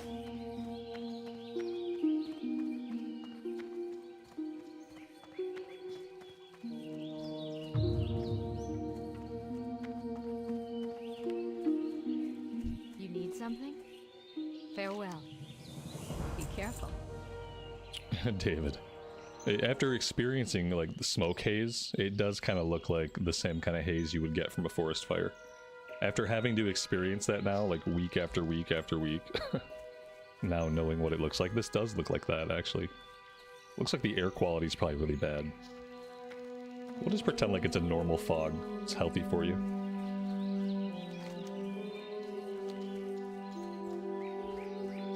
Deathwing's not around, so there shouldn't be any forest fires. We got a talent point, that's true. We did. We're going to put another point into Divine Strength. We're going to cap this out before we do anything else.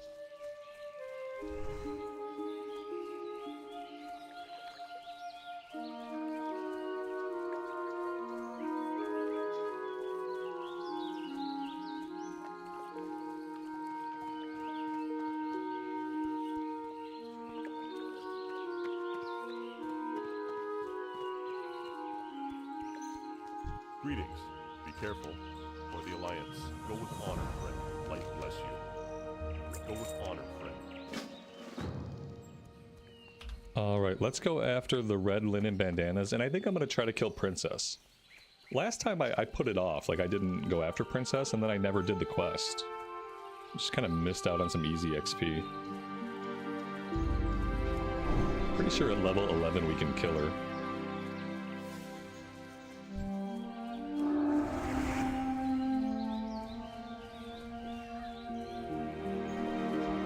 And there's lots of other people around, so maybe we'll have a hand.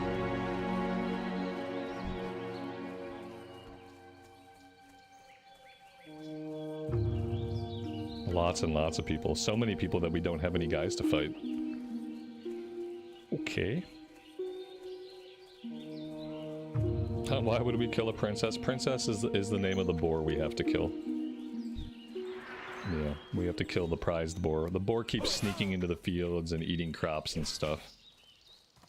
So the only way to stop that from happening is to murder it.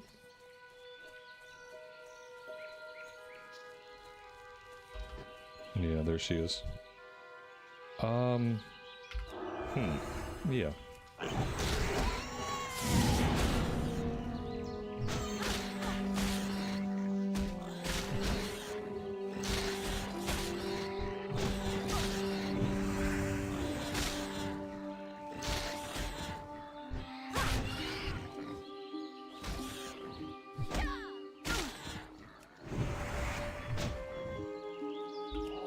That was easy enough.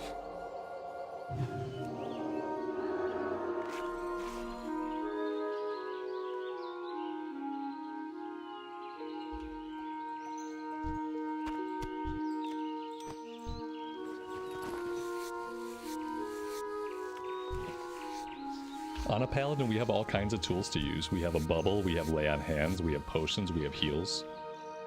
I typically don't do anything that I acknowledge is going to be super risky.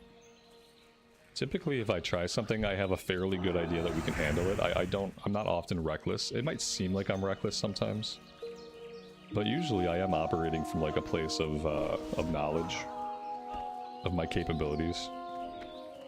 Usually. Wait, is this hardcore? Yeah, this is hardcore. Uh-huh. Yep, yep. That's what the thumbnail and the title say. Mm-hmm.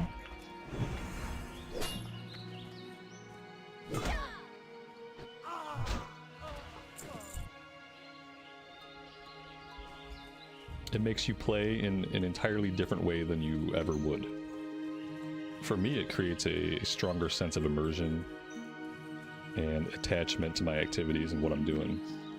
Everything feels more meaningful.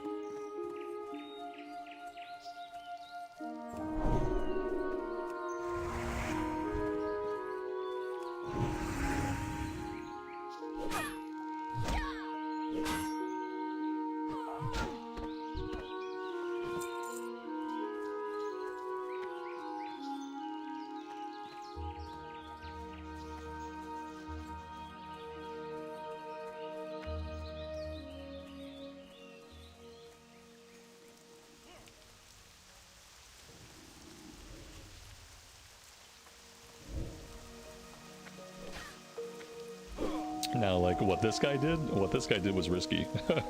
In trying to avoid the guys coming out of the house, he ran into a guy on the other side of the fence. If he can use this fence smartly, this is a good thing to do. But he's got some help, so he should be fine. I'm not going to intervene. Yeah, he's using the fence. He's got this hunter back here plugging away.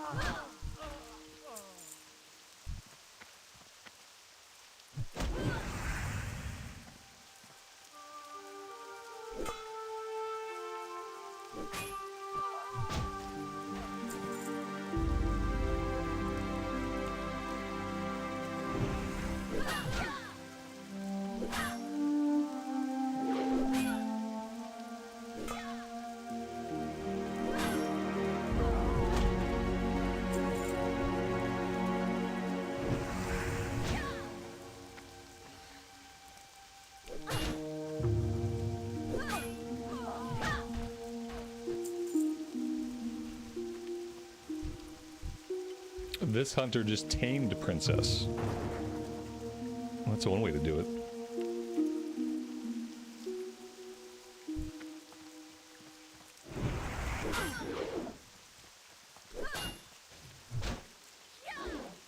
Am I interested in a bracer enchant for free? I mean, sure. Usually enchants at this level are kind of weak, but you know, I don't mind. Will I go through effort to get a free bracer enchant? No, I won't go through any effort.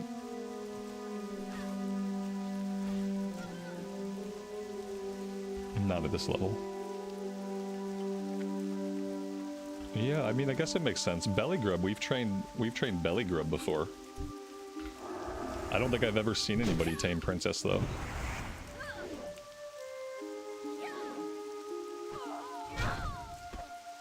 I don't even know if you can enchant the bracers I have on.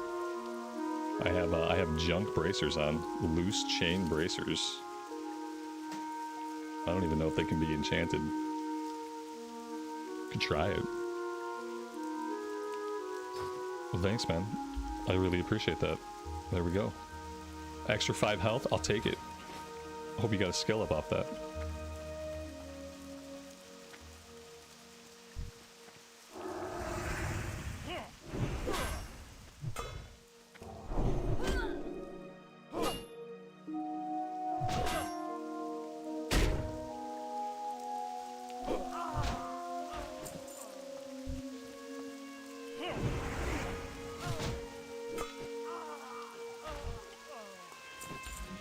it was foggy and now it's rainy. It's nice to see the weather change while we're here, to be here long enough to actually see the weather patterns.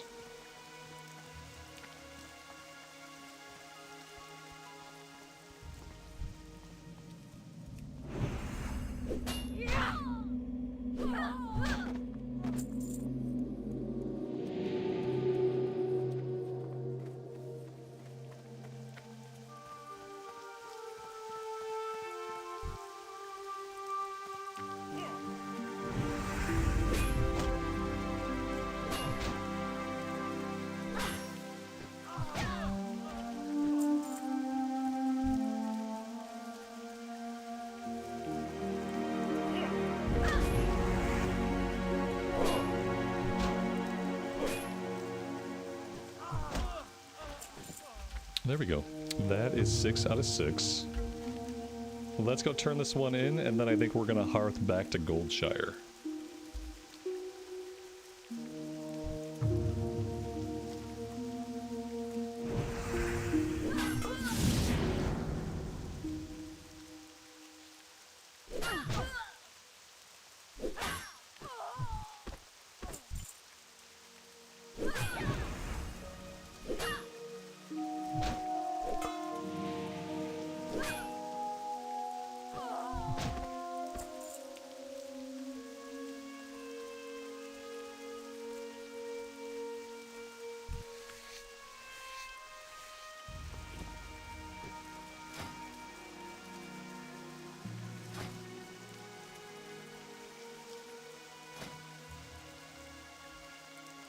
Agent Dad, thank you.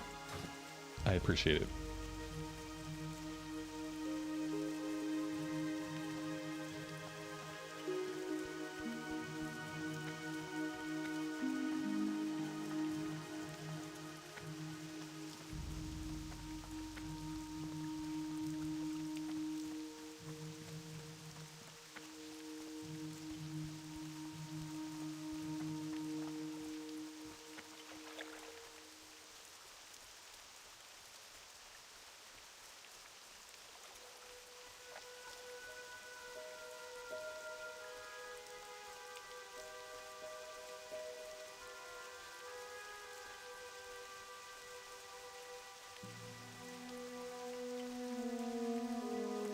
Need help? Safe travels. Go with honor, friend.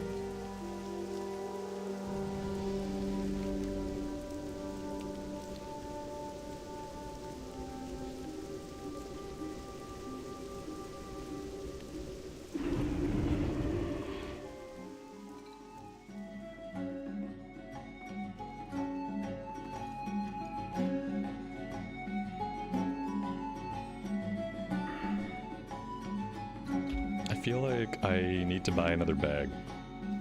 I know as soon as I do this, I'm gonna find bags, Buy only the finest goods. but I really can't avoid it anymore. Let's go ahead and do that.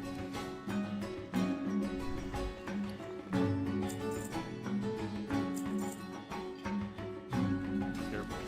Let's go smelt all of our ore.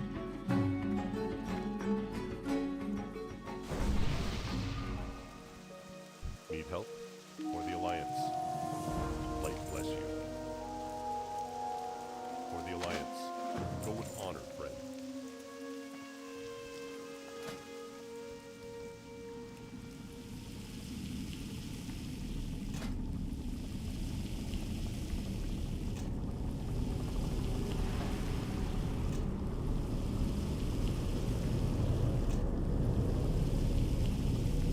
We're gonna have to train the next rank of mining pretty soon. Probably pick up some more smelting recipes as well.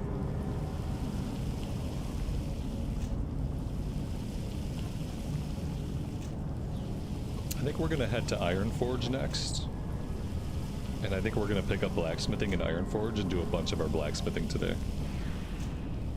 See if we can get it to a decent level to where we can actually make anything, because our equipment's really bad. Even if we can make some basic green equipment, it would be a lot better than all the stuff we have on. And at this level, if we can make some greens, it's going to give us a pretty good power boost as far as like our survivability goes.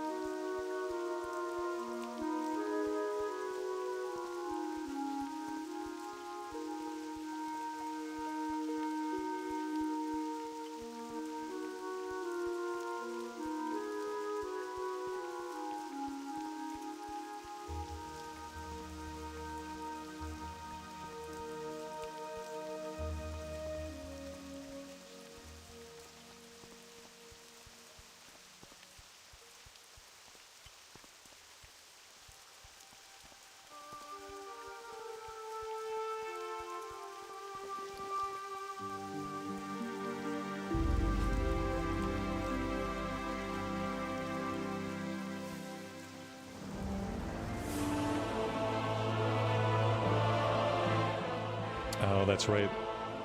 There's no weather in Stormwind City until when? Until Classic? Yeah, there's no weather. It's a bubble of perfect weather. It's like San Francisco. It's a little bubble of perfect weather that's always perfect.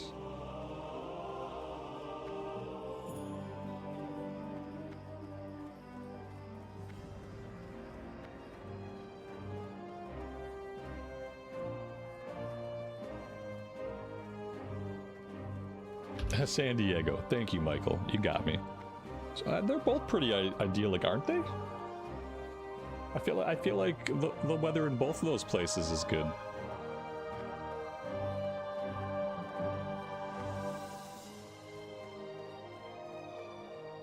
But maybe not. What do I know? I'm not a meteorologist or a doctor, so... The mages are working hard to keep it nice. Can the mages do weather control? I don't know if they can flat out weather control. I would think maybe shamans and druids might be able to do more weather control than a mage. What can I do for you? Alright, I am going to put us on a flight to Ironforge, and I'm going to go AFK and get some coffee, grab a quick snack. I will be right back.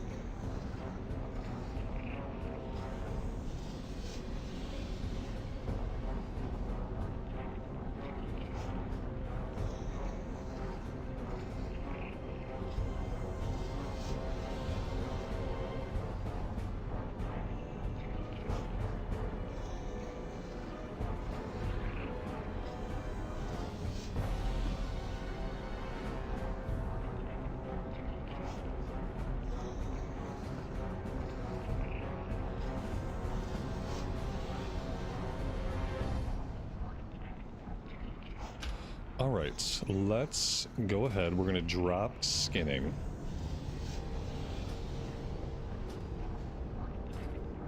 We're gonna learn blacksmithing. Let's go to the bank first. We gotta pull all of our stuff out of the bank. And then we'll get into some blacksmithing.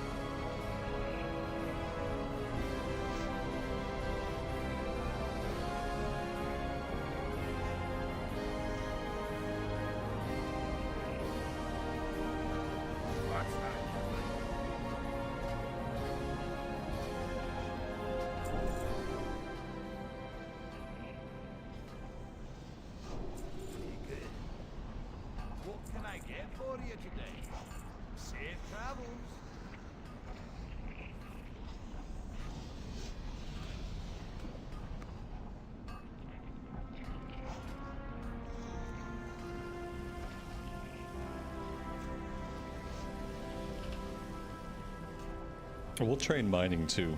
Mining is right nearby.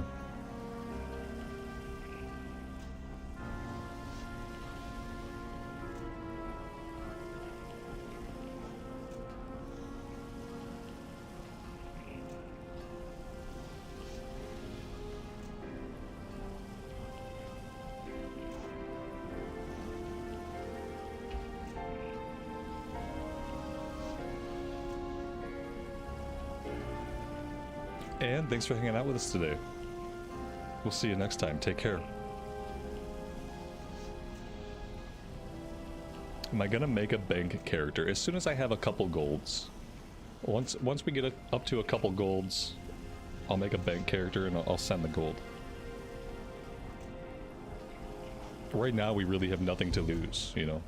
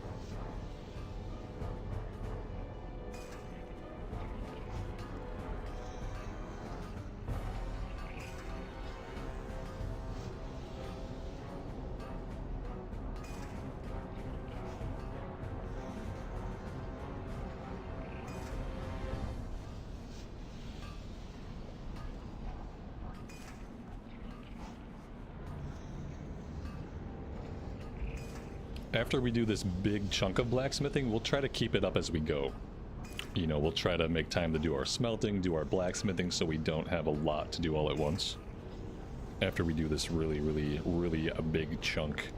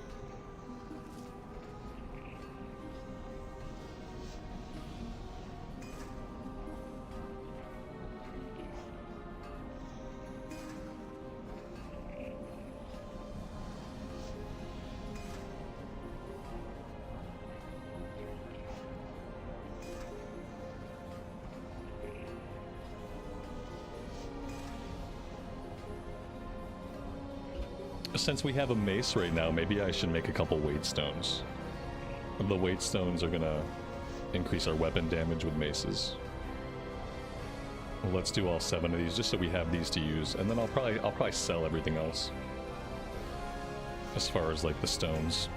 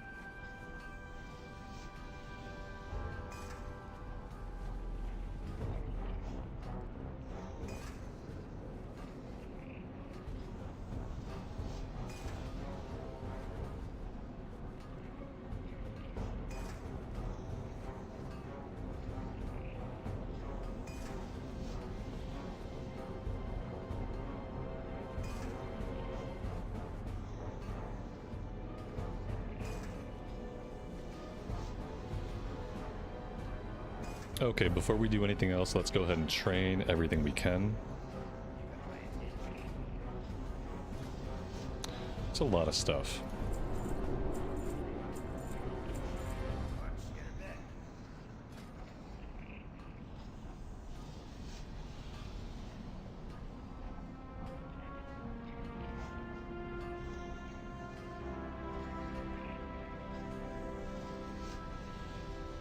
Let's make a couple things here for us to equip. I think we can do chain pants. Well, that's a pretty big upgrade for armor.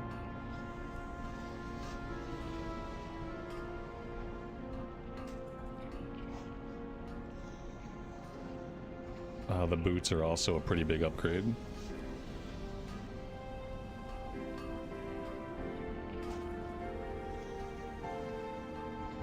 And so is the belts. What do we need for the copper gauntlets? We need rough grinding stones. Oh, yeah, I blew through all my stones. Maybe I didn't realize there was going to be another rank that was going to use the same materials. So yeah, okay, that's okay. For skill ups, I guess we're going to make 15 of these. Let's go ahead and equip the stuff we want to wear.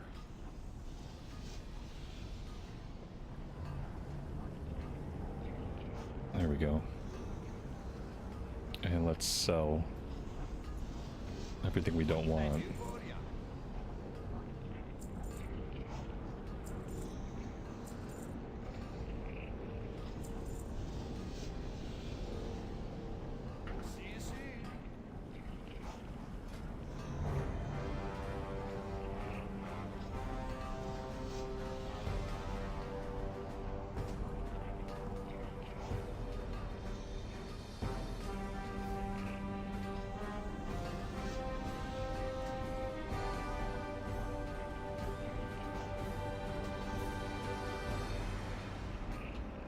I have 2 pickaxes. What? Oh my god. Oh, you know what? One of them is a weapon. One of them is the Cobalt Excavation Pick. I don't know if this actually operates like a pickaxe, but I'm gonna sell it. I didn't notice that.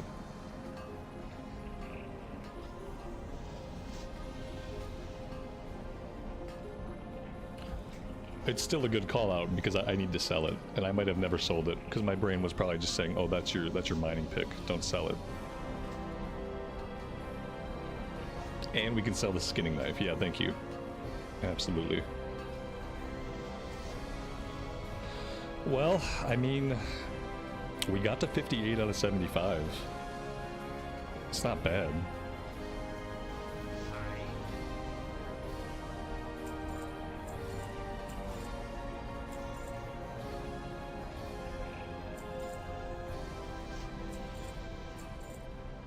We'll start making a little bit of the silver back by selling all this stuff.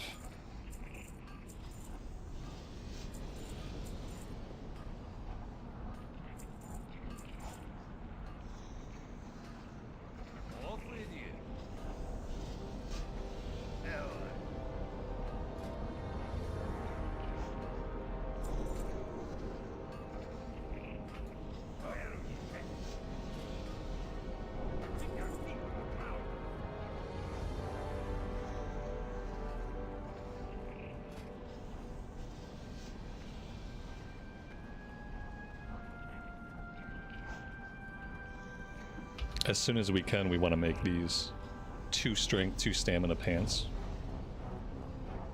Shouldn't be too long before we can do that.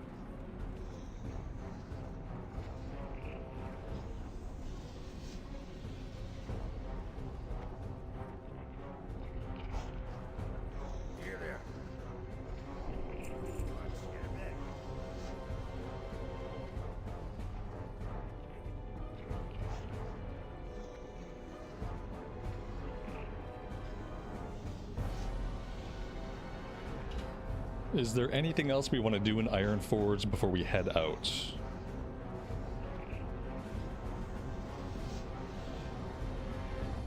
I don't think so.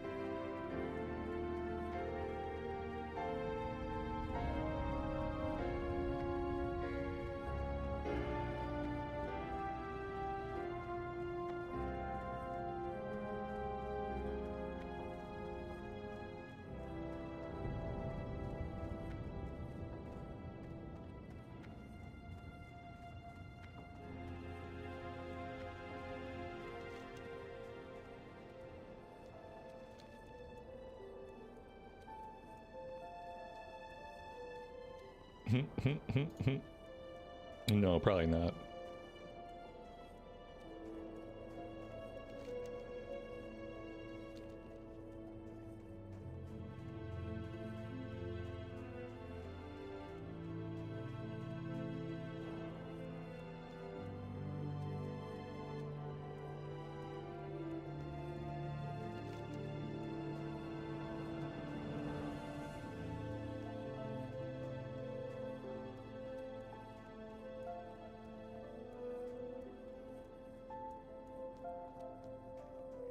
Alright, we're gonna head right over in this direction to get the Shimmerweed.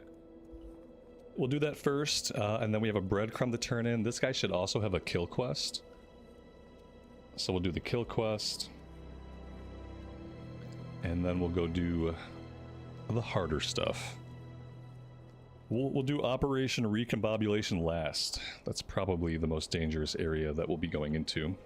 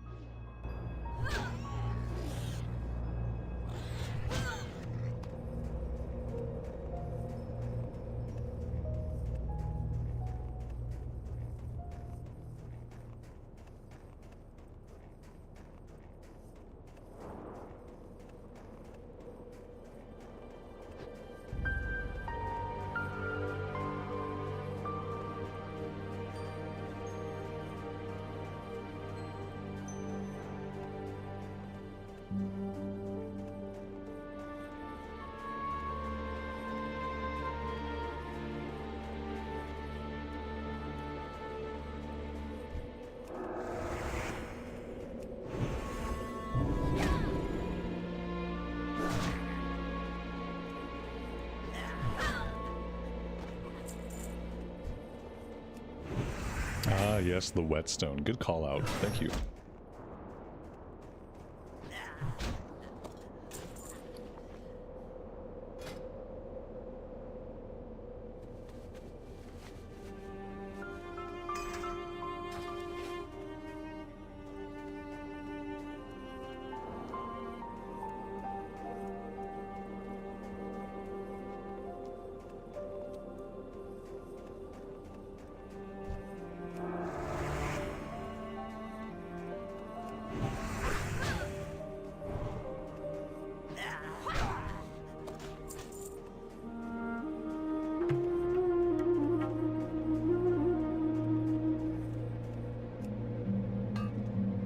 All I want over here is the ore. I don't think I can fight my way to this.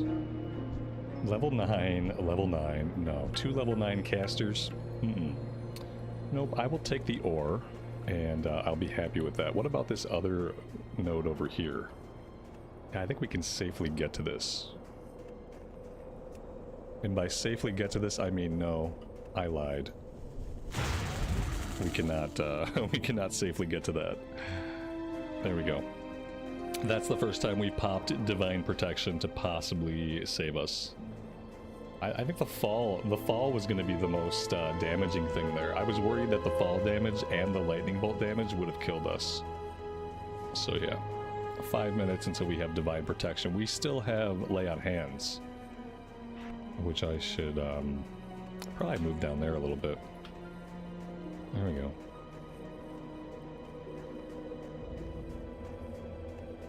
Alright, let's try that again. I just think we're not going to go in that direction this time.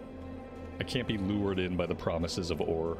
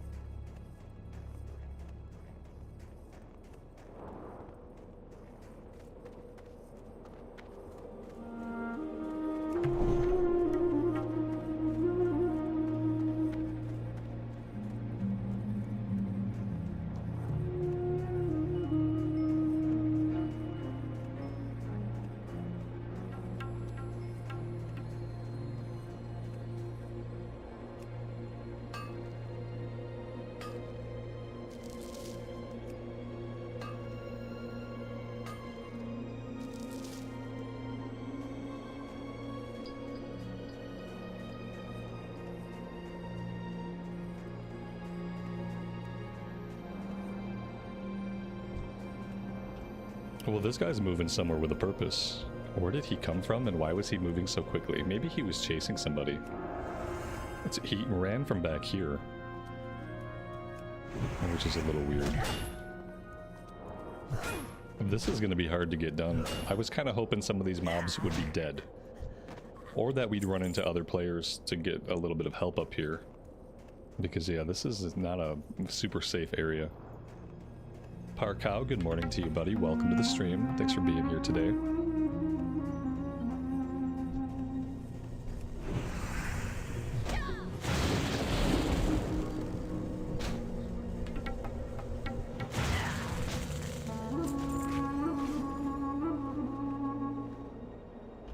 If we can get it to drop off of some of these enemies, that'll make this process a bit easier. Well, the other good thing is these little boxes, these respawn really fast. They actually respawn faster than the enemies.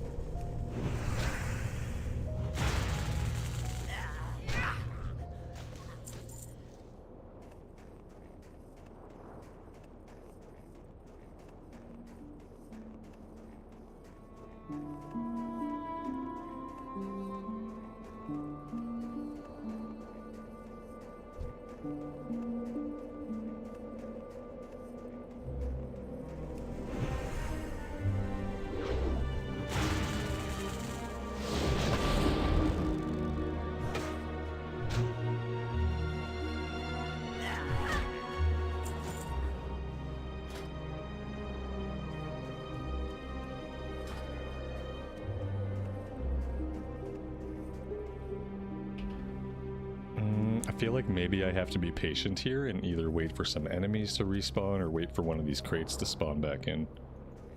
If I pull this guy, I just have a feeling that the whole camp is going to come with him. If I try to get to this, I'm going to body aggro this one up here. Like, we could try to pull this guy and see if he comes, but I think even then if I sneak in here, I think I'm going to body pull these two. So even clearing this guy doesn't really help me. Oh, here we go. This could help. We can do like a little divide and conquer here. Or we can just have a standoff to see who's going to get themselves killed first, one or the other. Alright, this guy's going in. He's going to kill this guy from range, no threat, nothing else is going to pull. Okay, he's pulling him back. If they clear that side, I can probably clear this side.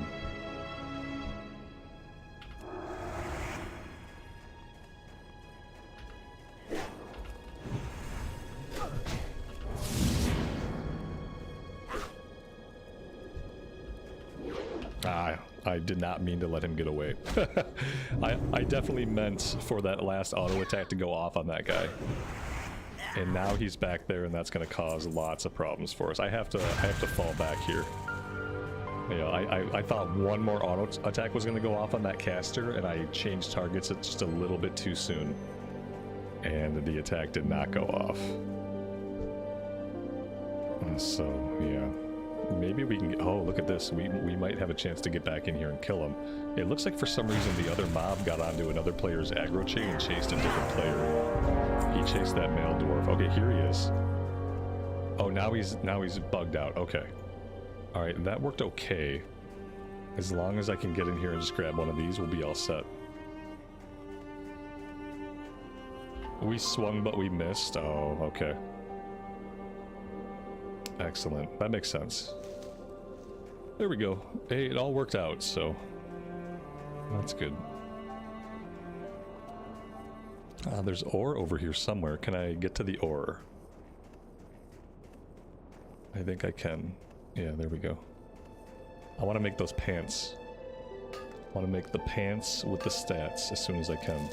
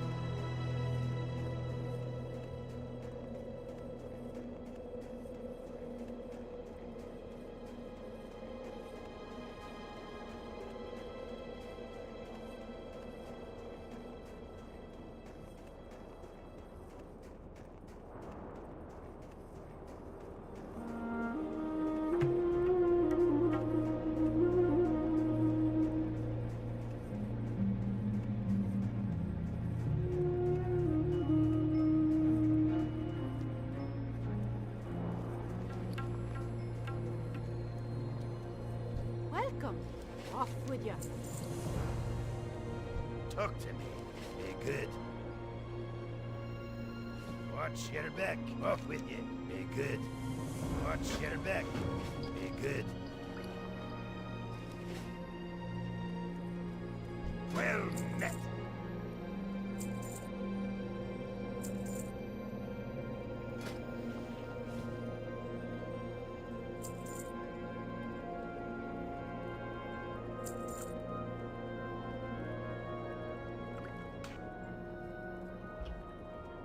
Good.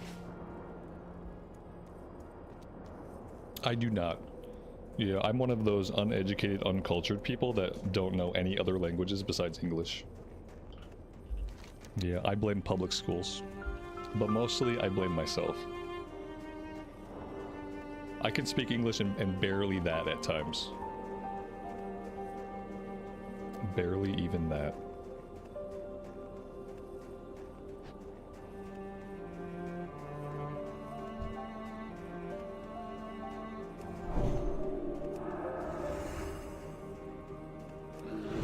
Alright, the kill quest is a little bit of a lower level, so let's do the kill quest before we take on anything else.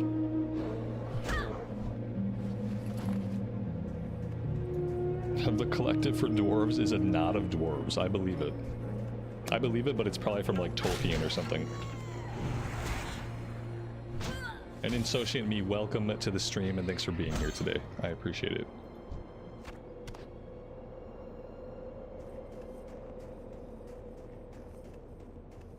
You just made 0 cents? I wouldn't know. Yes, you can make 0 cents like that. I would never know. That's the problem.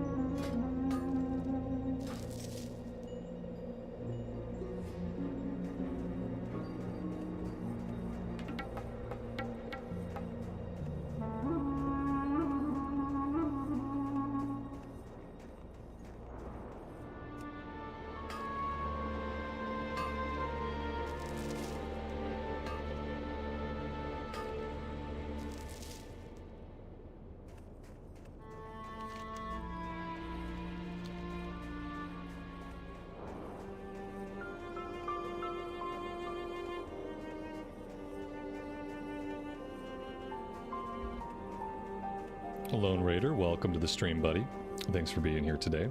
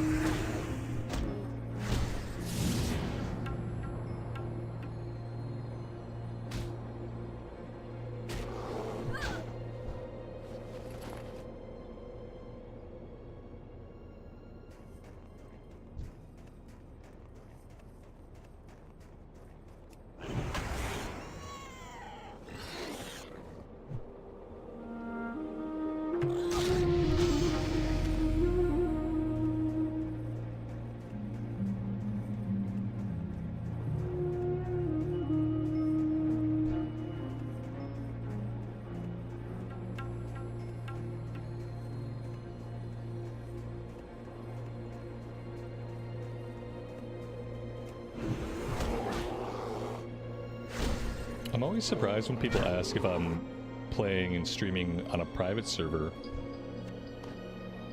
Are there a lot of streamers who stream private servers to where people would see a WoW stream and they would think, oh, this might be a private server? Because in my mind, that was something that you just didn't do. Like you don't stream private servers because they're not legal.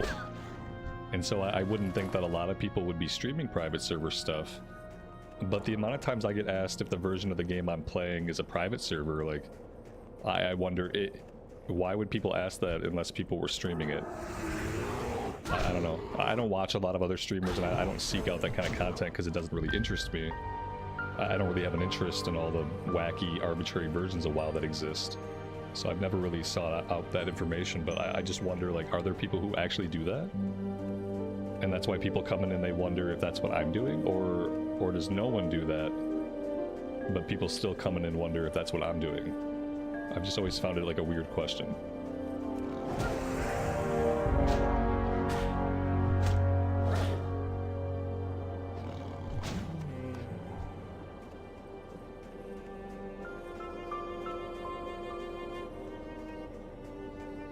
Like, are any of you guys aware of any streamers on Twitch or YouTube who actively and daily stream on private servers? Because I've never heard of any or been made aware of anybody who does that. I can't imagine you would get to do that for very long if you tried.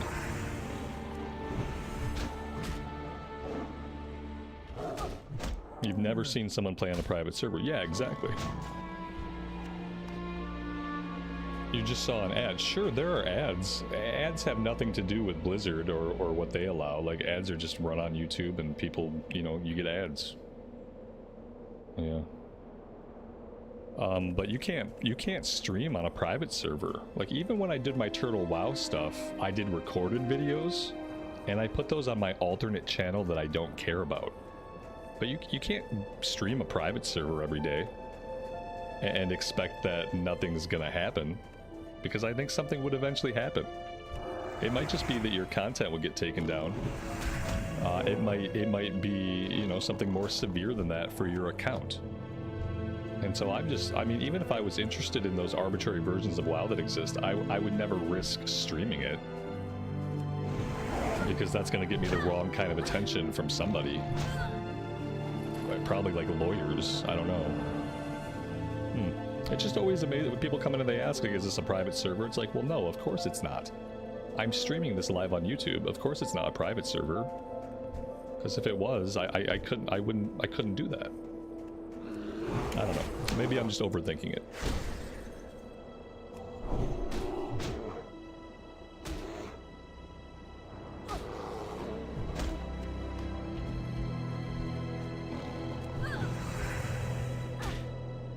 We dropped skinning for blacksmithing. Yeah, that was the plan all along. The plan was to use skinning to get some early silver, which we did. And now we dropped it and we did a bunch of blacksmithing back in Ironforge. So we are now mining and blacksmithing.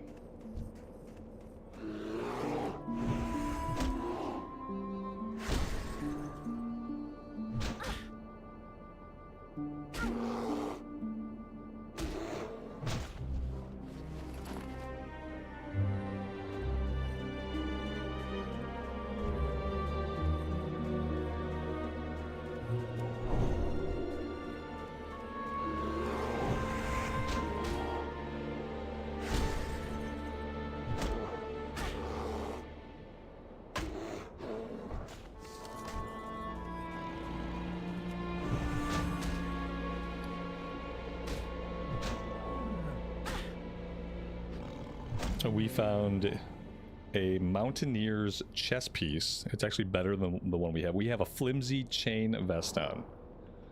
Flimsy chain vest. There we go. There's the Mountaineer vest. It's a color swap. Matches our pants a little bit better, so it's good with me.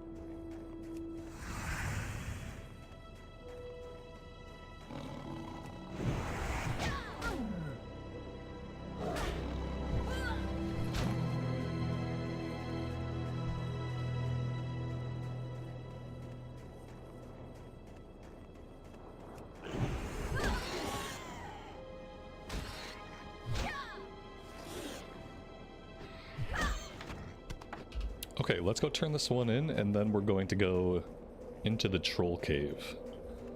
We'll do the trolls first, and then we'll go after the gnomes.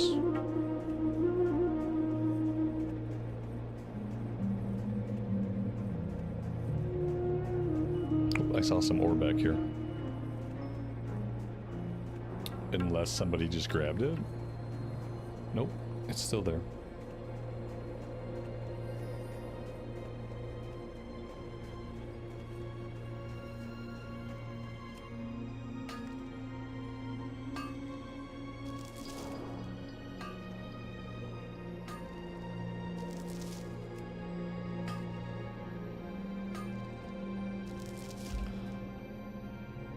Did I do the Vagash quest? I did not. No, we haven't been out that way yet.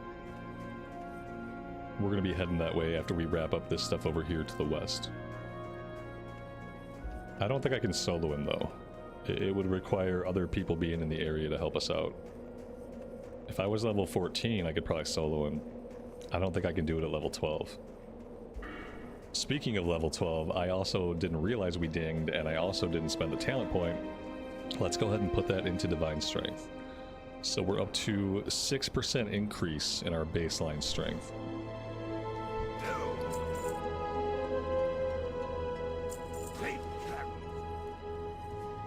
You got my attention. Off with you.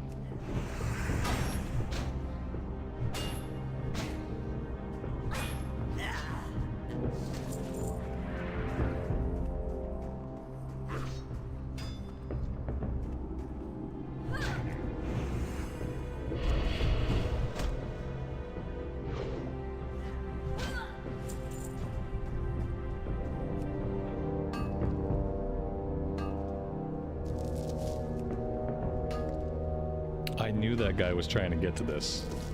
I could tell by how quickly he charged that mob, and just heading in this direction in general is kind of unorthodox. I knew he was going for this node. Beat you to it.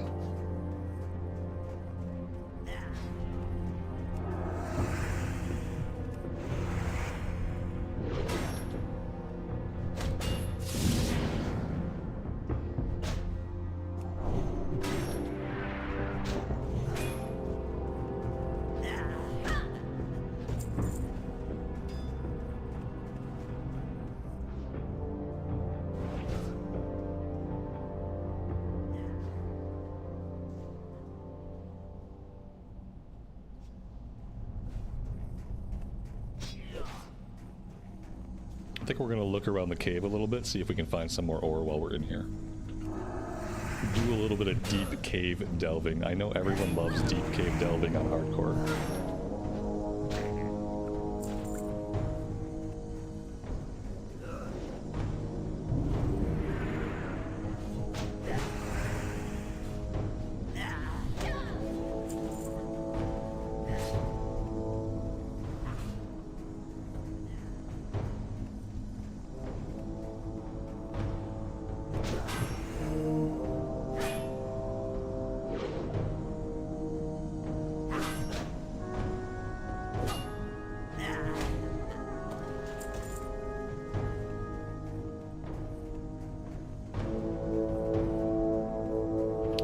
isn't actually very large.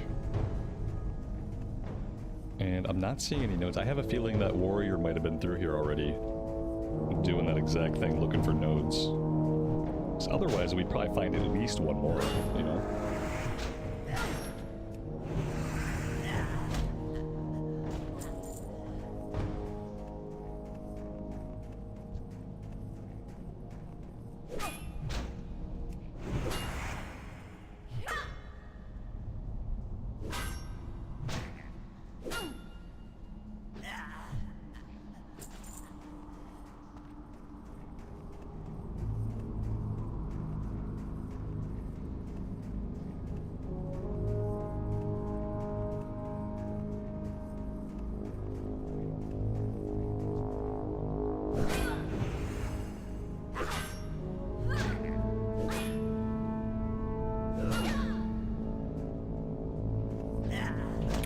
Respawns popping up. Lots of respawns.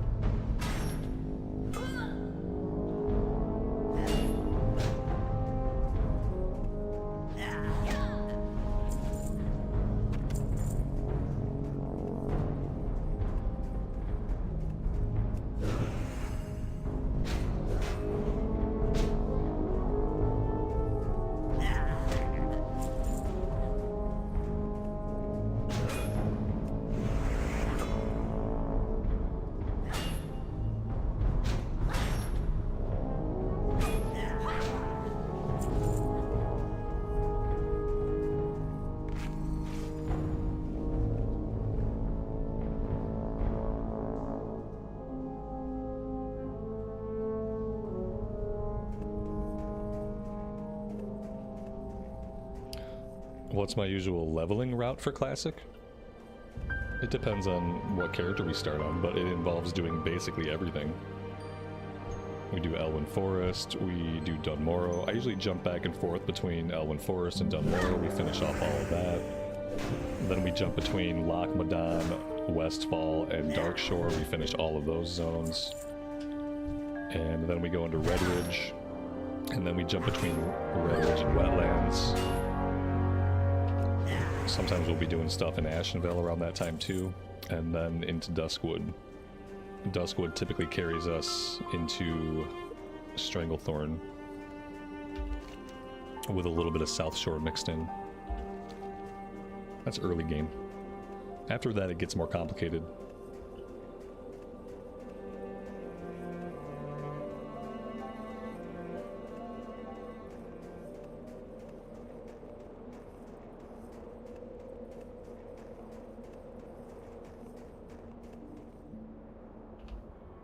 Tutor, that's rough, man. Rip. You got mind controlled. Warlocks, yeah, warlocks have fireball. Fireballs are deadly.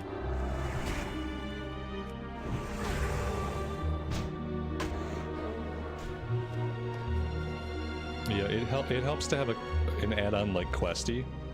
And the great thing about Questie is it can show you where the quests are at, and it tells you what level they are. And it's really helpful because you can reach a point where you don't really know where you should go next. And this kind of lets you look at the map and see like where are quests that I could do at my level. Which is helpful when you just kind of run out of stuff to do or when you're not sure where to go. You can kind of zoom out and figure out like what zones have quests around your level that you could do.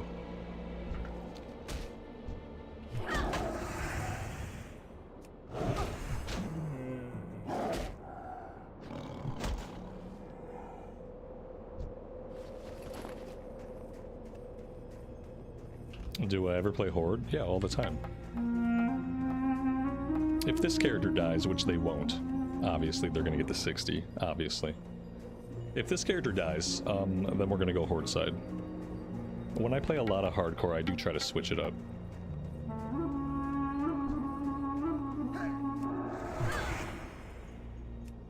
But yeah, I play lots of Horde in lots of different versions of the game.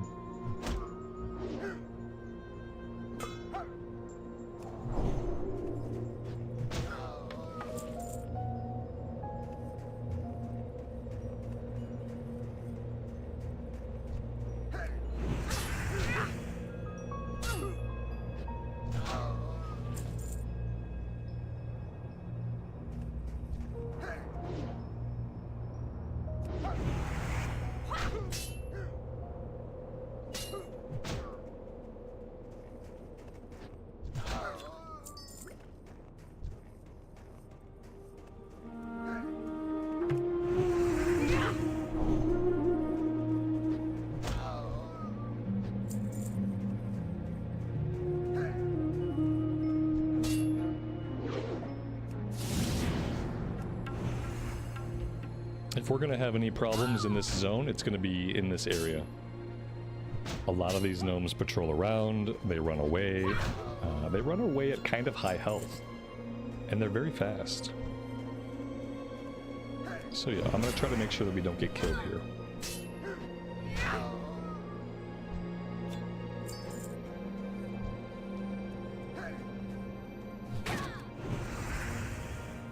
The Trog Cave is worse. The Trogs, I don't feel like they're as bad. Mainly because there aren't as many patrols in the Trog Cave, and there are some patrols. But I feel like out here there are a lot more of them that move around. And some of them move around very fast. Like, some of them jog on their patrol. And then the other problem is that they run away kind of early as far as, like, their health pool goes. And they're typically pretty fast. Yeah, I don't know. I've lost characters here. I don't think I've ever lost anybody in the Trog Cave. But I'm pretty sure I have died here before.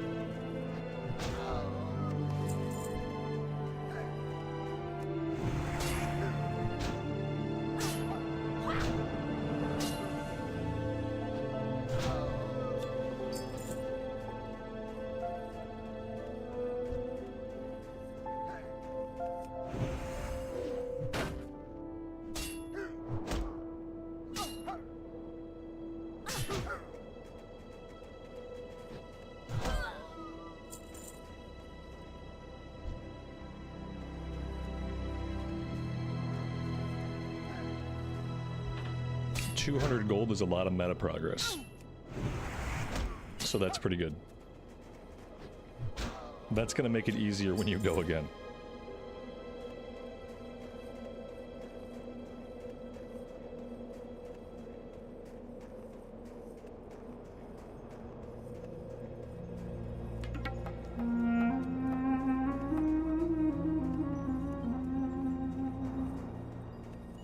Ian, the answer to both of your questions are no. No and no.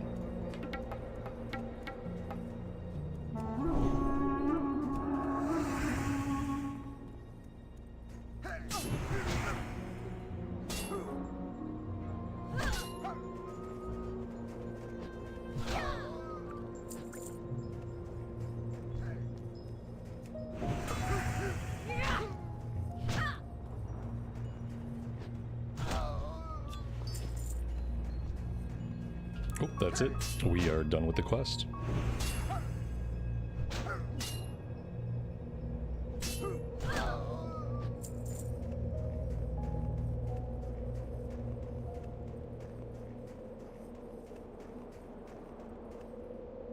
It's ignorant of me. Yeah, that's fair. You're probably right. Have a good life, buddy. Appreciate you being here.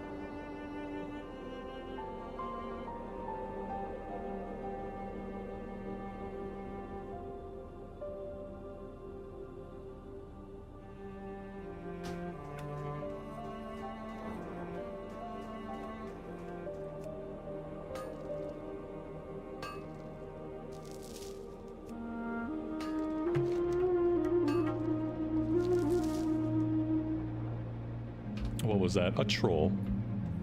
Somebody left the back door open again. Told you guys, when you come into the stream, you gotta close the door after you. Give the door a good tug. Otherwise, it swings open and the trolls get in. And somebody left it unlatched.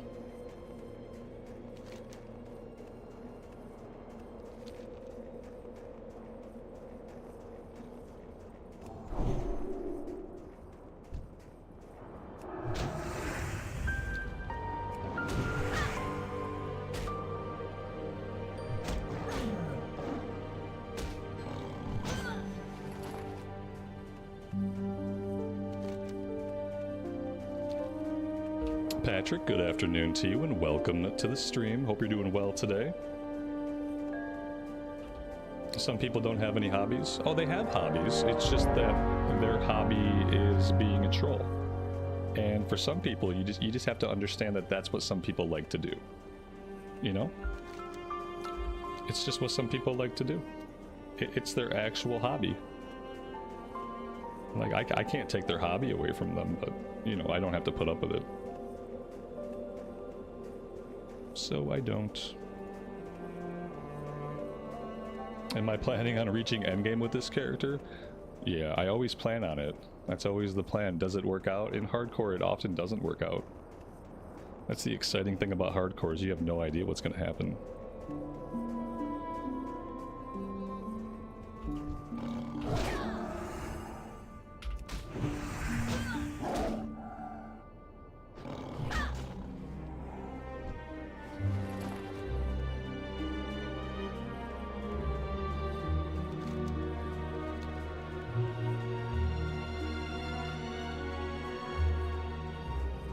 Well, remember, the only way we lost the last paladin was the last paladin fell off a boat. If I hadn't gotten stuck in that boat and then had it drop me in the middle of the ocean in Kalimdor, you know, we might have lived. I had good feelings about that pally. We were level 39, we were about to get a free mount, so that was going to be awesome. And then I drowned. You know, that's what happens. That's life, you know. Sometimes everything's going well. Everything's great, and then you fall off the side of a boat and you drown in the ocean.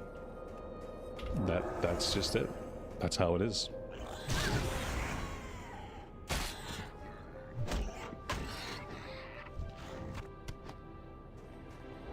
Do I think there will be hardcore in the TBC release? No. They already said they weren't going to do an official TBC hardcore server. They already said no. And they, when they give a hard no, they don't often change their mind about it. So it's kind of homophobic to refuse to do gay roleplay with you. No, it's not. It just means that I'm not gay. That's all. It's not homophobic to not want to be gay with you. I'm just not gay and I don't know you. And with how intrusive you are, I feel like even if I knew you and I was gay, I probably wouldn't want anything to do with you. It's not homophobic at all. So far, what I've gotten to know about you is that you're annoying and I don't like you. And so that's basically it. Hope that makes sense, buddy.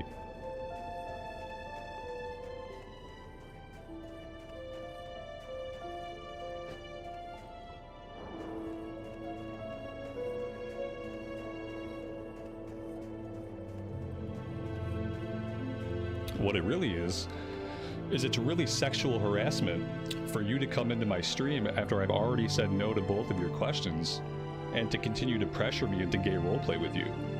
You're actually being more like a sexual predator. So you should really think about that.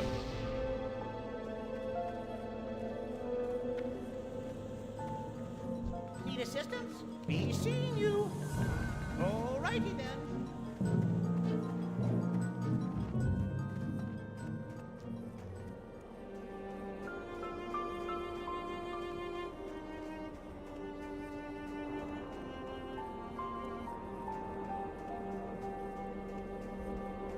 What zone should a night elf hop between? All of them. Very similar to what I do on a human or a dwarf. With a night elf, you know, you're gonna start over in their area, then you're gonna go to the dwarf area. So like the easiest thing is gonna be to jump between the dwarven lands and the night elf lands. But you should definitely also hit up Elwynn Forest. Michael, what did you miss? Nothing. See you You soon. you just missed some trolls. No big deal. We got it all straightened out. Be good.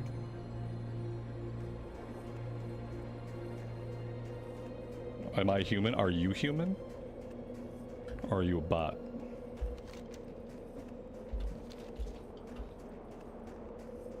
If I wasn't human, I would still tell you that I was, you know? It's kind of a pointless question. If there aren't hardcore servers in TBC, does that mean the existing servers will remain classic?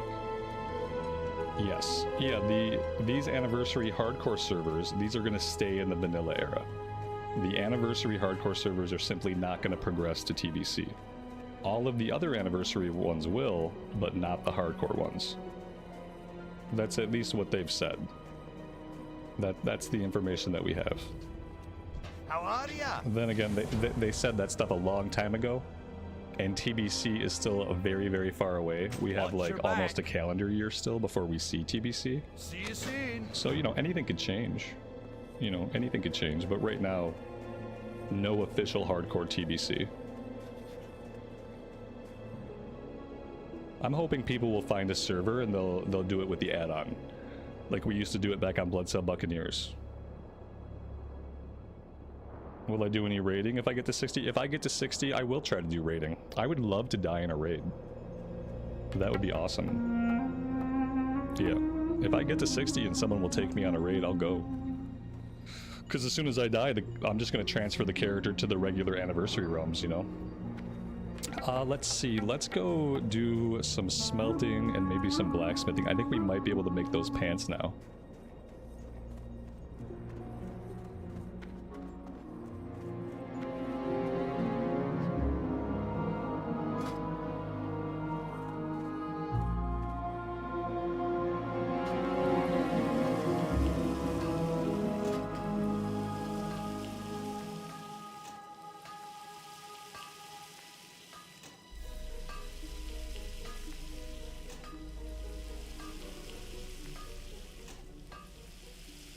How do you get a group to take you to a raid in hardcore? I don't know, beg. Plead. Try to reason with them, appeal to their sense of humanity. I don't know, I've never done it. Yeah, I have no idea. What I'm assuming, I imagine a world where there are so few people at 60 willing to throw their character away that, like, it's slim pickings. You know, like, they'll take anybody who has the gear, who they can get, who wants to go. Like, that's kind of what I assume. I don't know if it's like that at all. It could be damn near impossible to get taken to a raid. I have no idea what the current ecosystem is like. Not a single clue. Alright, I really want to make these. I need rough grindstones. I need fine thread. We can make rough grindstones. Let's make all of these. That'll get us some skill ups. And the thread, I guess I have to find like a trade goods or a tailoring goods to get that one.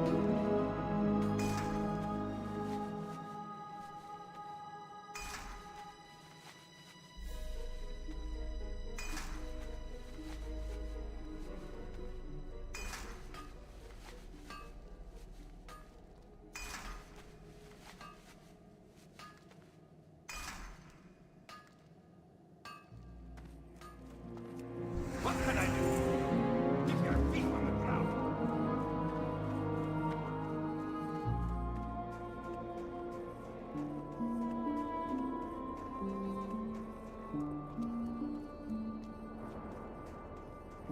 Talk to me. What? This guy doesn't sell fine thread? What? Watch your back. Come on.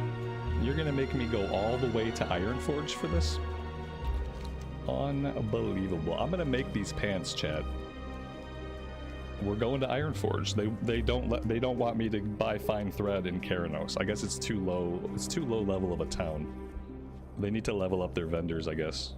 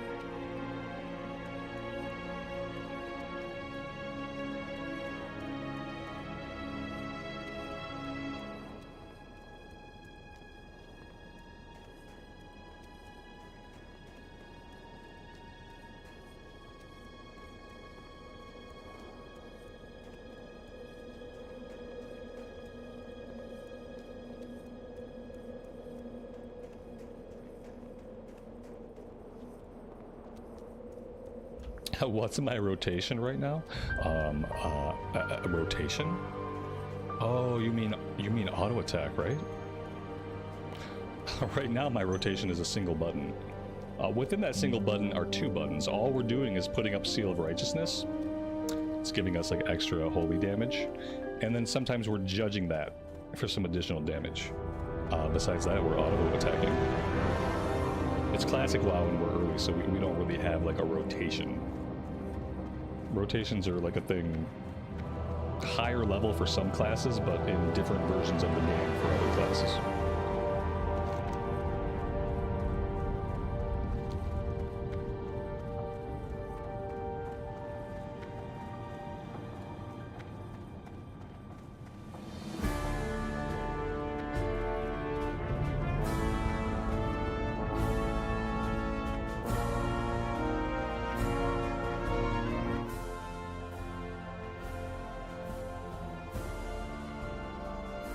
Is the other seal better to lead with? On a longer fight, you could do Seal of the Crusader first, and that would boost the holy damage you're getting off of Seal of Righteousness. In shorter fights, it's not worth the mana cost. It's not worth the effort of seal weaving. Seal weaving is something that really, like, I wouldn't do that unless it's a tougher fight. Aye. Watch your back. Safe travels.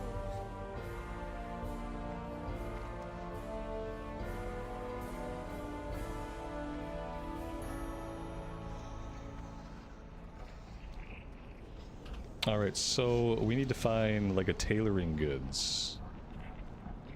I think the tailor is up here somewhere. I think that's going to be the only place that we can really find the fine thread that we need.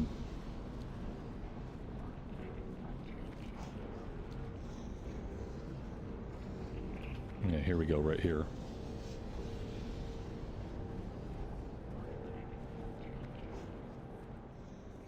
Great to meet you.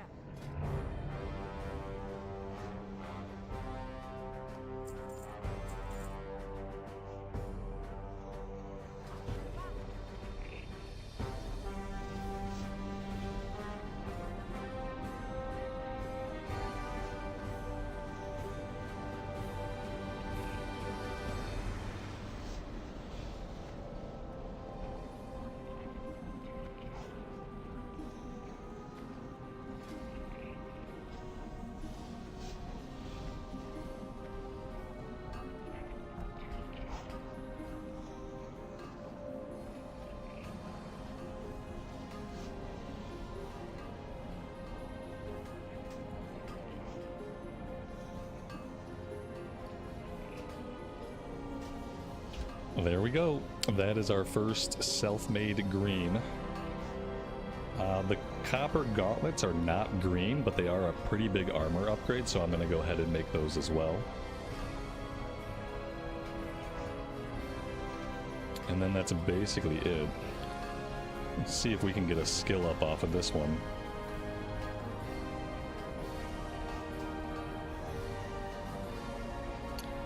Alright. Can we learn anything else? Yes, we can.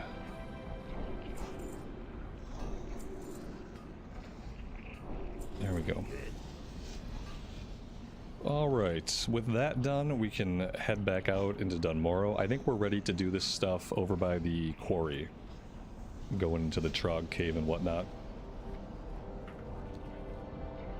Don't do Westfall at level 12, Agent Dad. Not ever, but especially not on hardcore. You know, like what we've been doing, we've been going back and forth between Elwynn and Dunmorrow. You really have to do some stuff in Dunmorrow. I would say come to Dunmorrow, do whatever you can that's not gray, and then do the opening quest in Loch Modon first. The first couple of quests in Loch Modon are going to be easier than going into Westfall. Yeah, don't go to Westfall at level 12. You're gonna get killed pretty quick.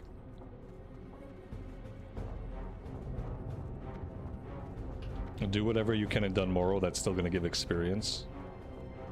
Like level 7 and up. And then do the first few quests in Loch Modon.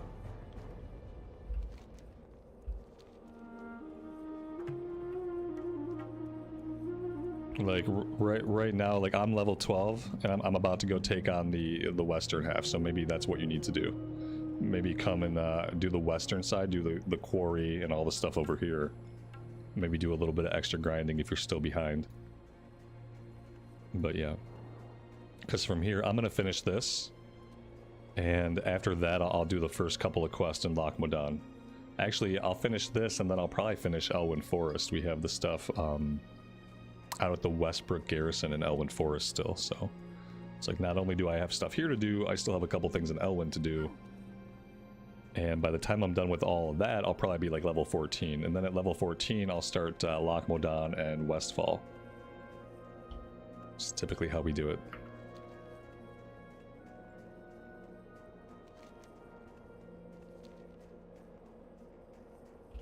Zone hopping early is critical for anybody. It's just critical.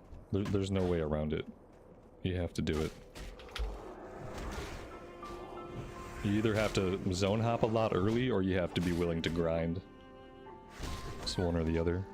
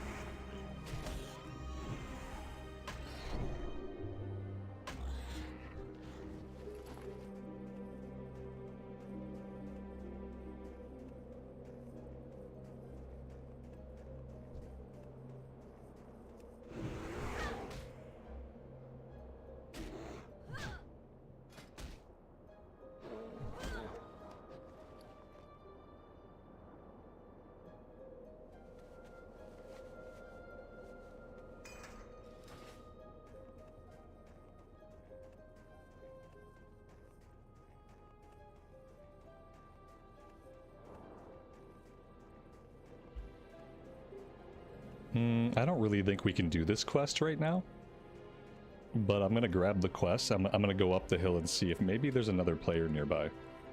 Sometimes we get lucky with this one and someone's heading up there at the same time that we're heading up there. And if we can team up with somebody, then we can definitely do this now. And if not, we'll have to come back and check it out later.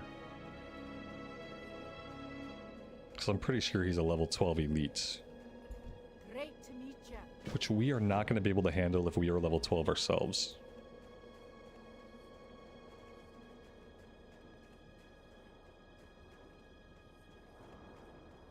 Agent Dad, yeah, if you want to come do this one, I'll wait on it. Just toss me an invite once you're nearby. I'm going to be working on the quarry stuff in the meantime.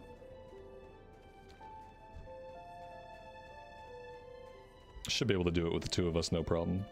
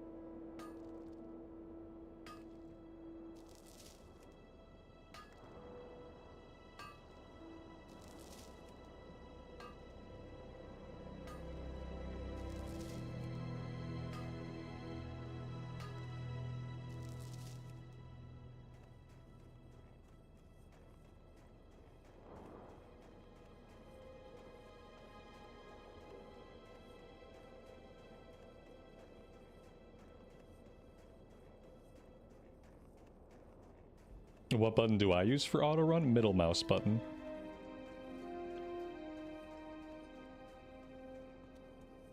You got my attention.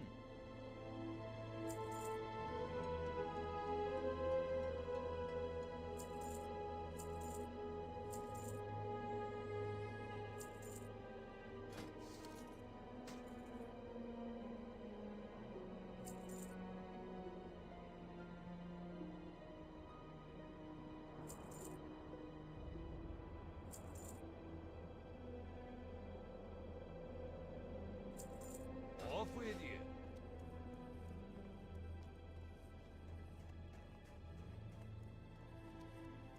Great to meet you. You got my attention.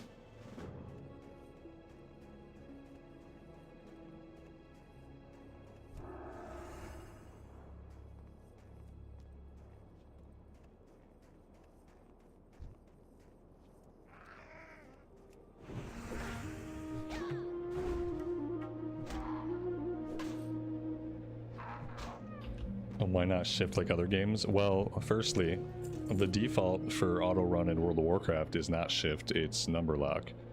Shift is the default for sprinting in a lot of action games. So yeah, the default is the num lock key. And then what got me using middle mouse was Final Fantasy XIV. The auto run default is middle mouse. So after playing FF14, I was like, yes, middle mouse works for me for my auto run toggle. With shift, I have keybinds, and in MMO you have keybinds that you do like shift clicks. Like all of these buttons up here, I press shift and then I press a button and then the ability goes off. Like how I just blew Divine Protection for no good reason. So you wouldn't want to use shift for auto run because you're using shift to initiate like other keybinds. At least I do.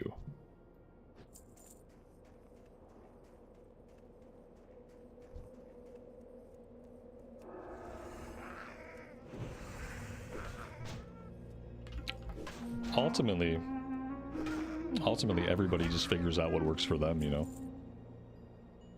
Yeah, when it comes down to keybinds, everybody just kind of figures out what's best for them. Everybody does things slightly differently.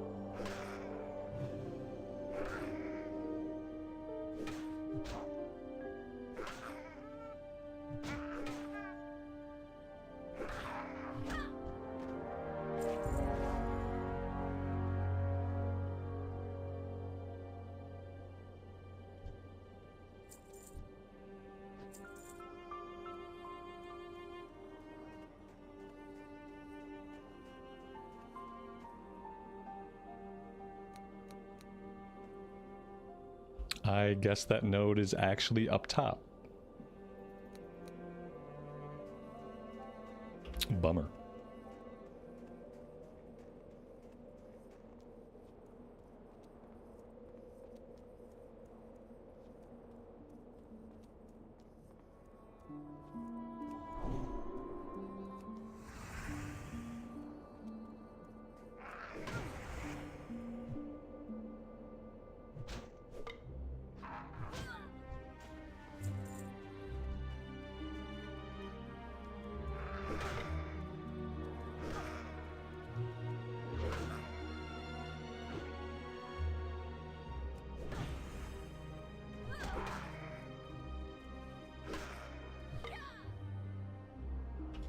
Sometimes the piano bit in this soundtrack reminds you of the music from the X-Files. Okay. Yeah, I mean, I can see that. It's a little different, but yeah. That piano piece only plays in Dunmorrow at night. Like, that little piano piece, that's like one of the best parts of the soundtrack. It never plays during the day. It's the part of the nighttime soundtrack.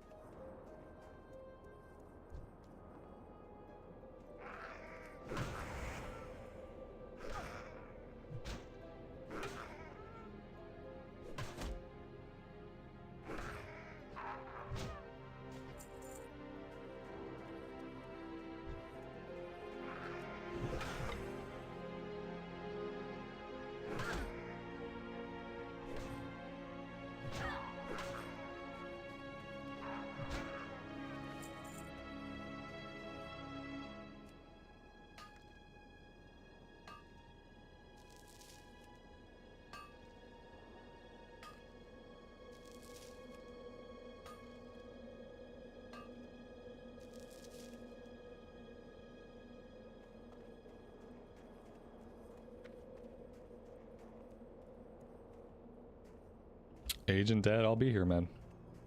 Just toss me the invite whenever you're on the ground.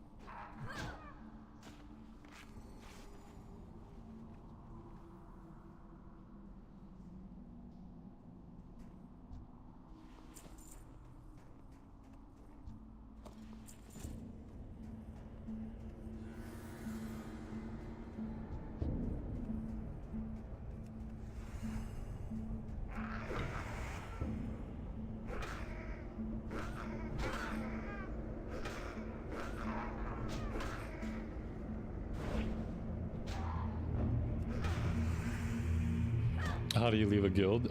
Slash G quit. Maybe all one word. Slash G quit. Maybe slash G space quit. I think it's all one word.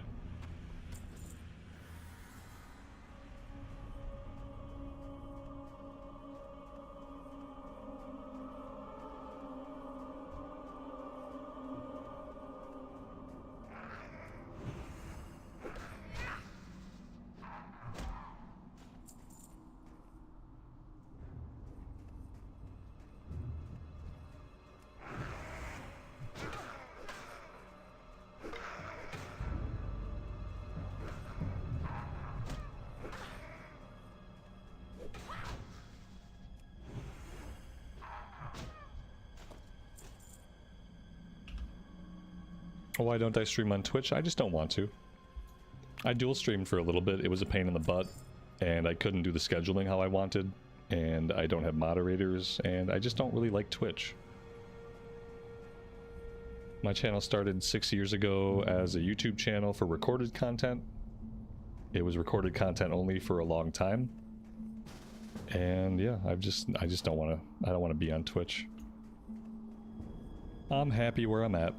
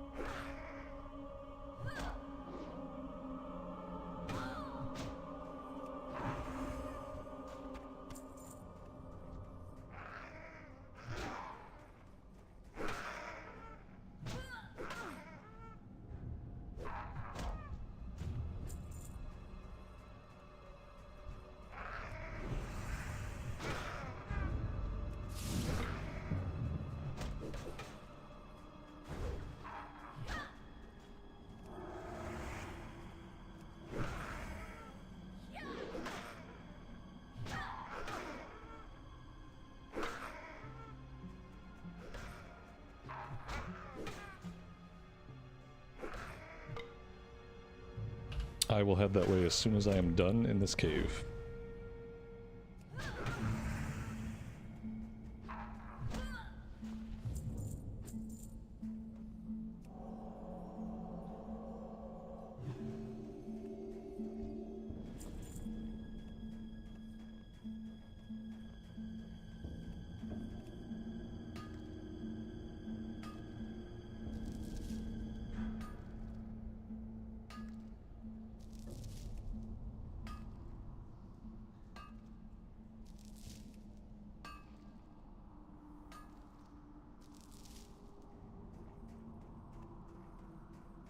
Alright, it looks like we are done with the quest. Let's fight our way out.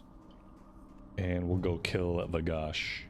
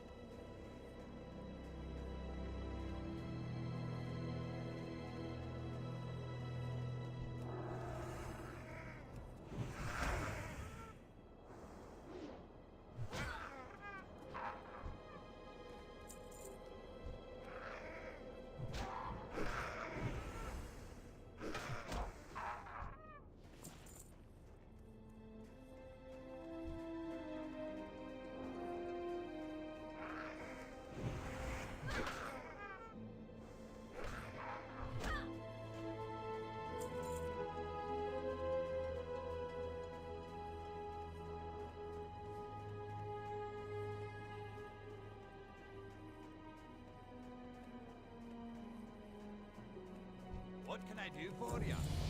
Alright, that is level 13. What's on your mind? Let's go ahead and spend our talent point right away. I should probably hit up a vendor here since our inventory is pretty full. What's on your mind? There we go. Got some junk we could sell. See you soon.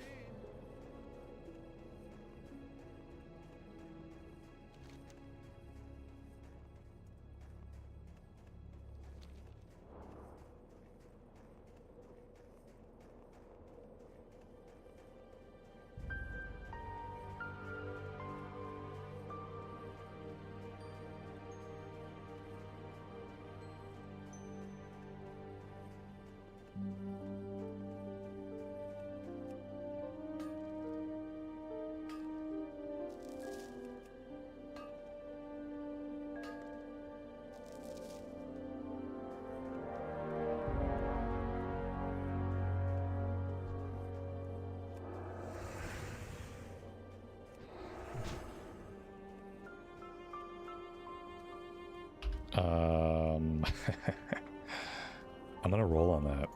Sorry. I'm gonna use that to scale up my two-handed swords.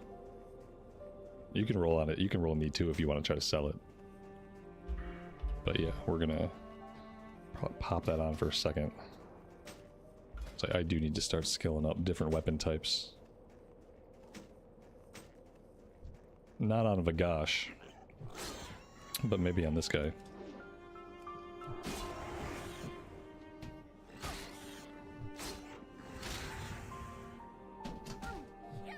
You're an enchanter. Oh, gotcha.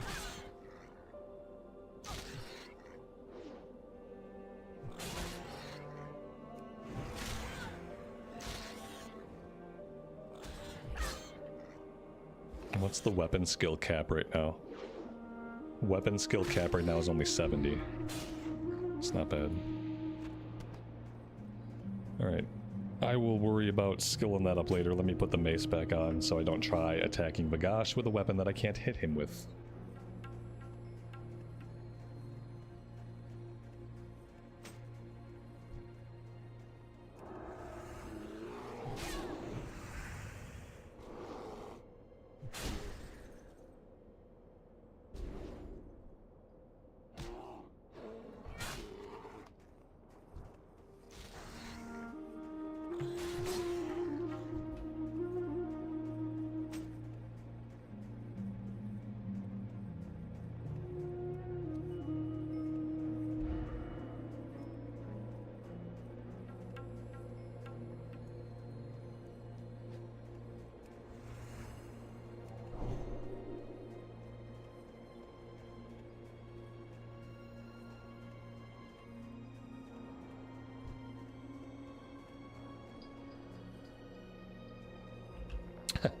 It looks like somebody has already got him. I don't know what the wait time is going to be like on his respawn timer. But I might go slap stuff with my sword for a minute. It's probably going to be like 3 or 5 minutes if I had to guess.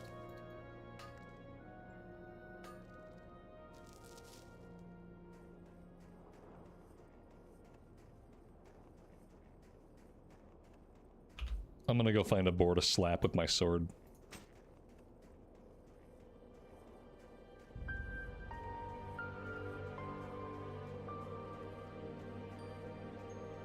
You're here because of the flood of WoW players to OSRS? Right on. Yeah, there was a couple streaming communities that went over. I don't know if I'd call it a flood. Well, I would call it a handful of people.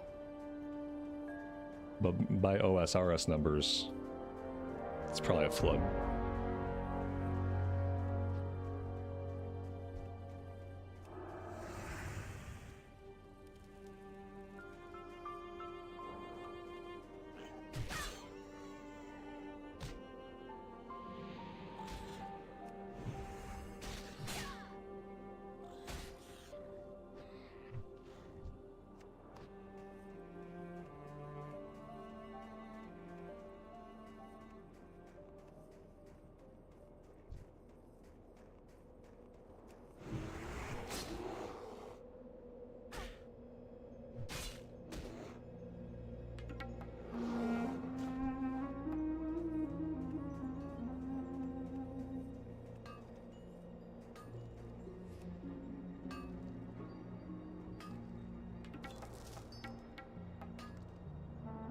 He just ran off. I like how he gave up immediately. I'm willing to share the node. He just like ran off and gave up on it. Well, they had two more hits left in it too.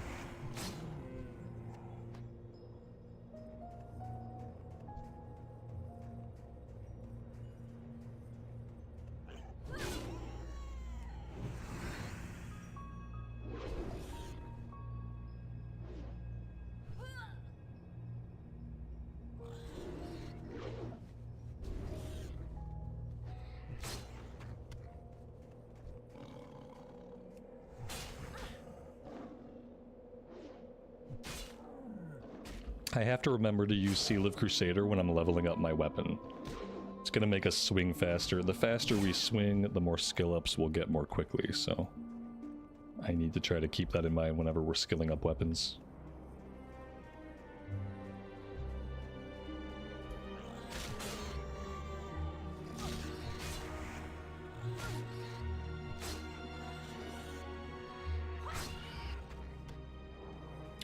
Alright, I'm gonna kill this last snow leopard and then we'll go check on Bagash. If he's not back up by now, he's probably gonna be up soon.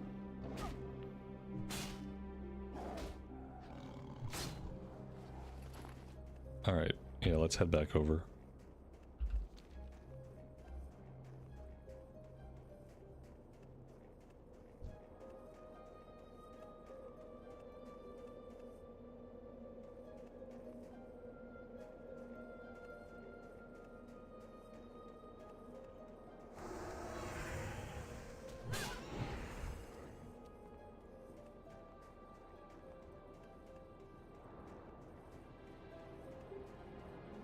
Am I judging on cooldown? No, not on cooldown. And not really when it's running out either. I try to judge only once a fight right now. I'm not trying to judge more than once a fight. So typically I hit it in the beginning. I just judge, and then I just auto attack for the rest of it. Unless it's a longer fight, and then maybe I'll judge twice, but I'm just trying to limit how much I judge. We'll have plenty of time to spam judge later. There will come a time we'll have to hit it on cooldown, basically.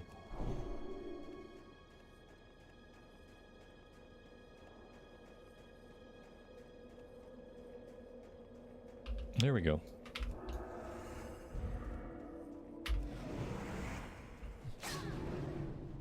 Like on this fight, I'm gonna hit it on cooldown.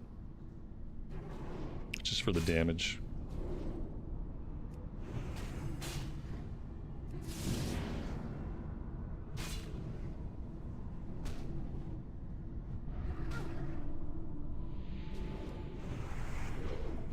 And this guy's a little bit of a pushover anyway. Especially with Power Word Shield up on me.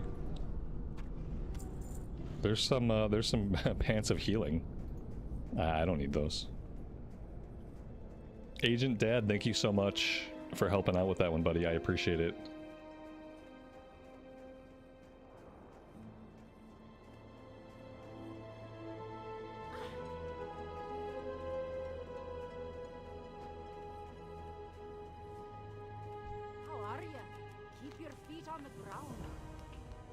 I don't think this is better than what we have, but I'll take it and we'll compare.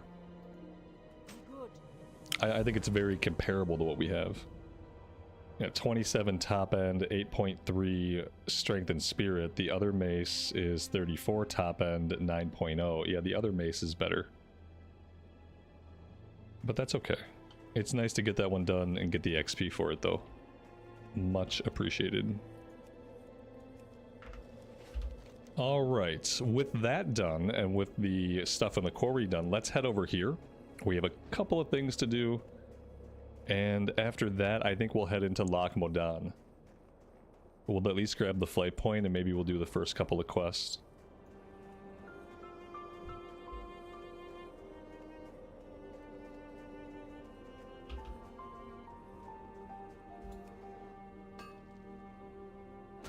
Agent Dad, have a good rest of your day, man.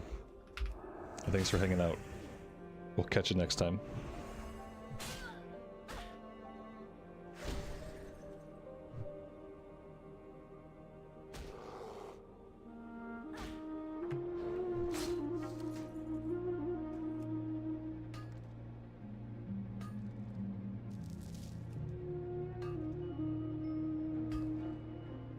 What's the highest level we've gotten to? A 47 on a pally. That I retired. We didn't die, but it was back on solo self-found on Bloodsail Buccaneers, and I couldn't find a weapon. We were level 47, and I think I had a level 30 green, and it became impossible to kill anything, so I retired that character. Tutor, have a good rest of your evening. Thanks for being here, and we will see you next time.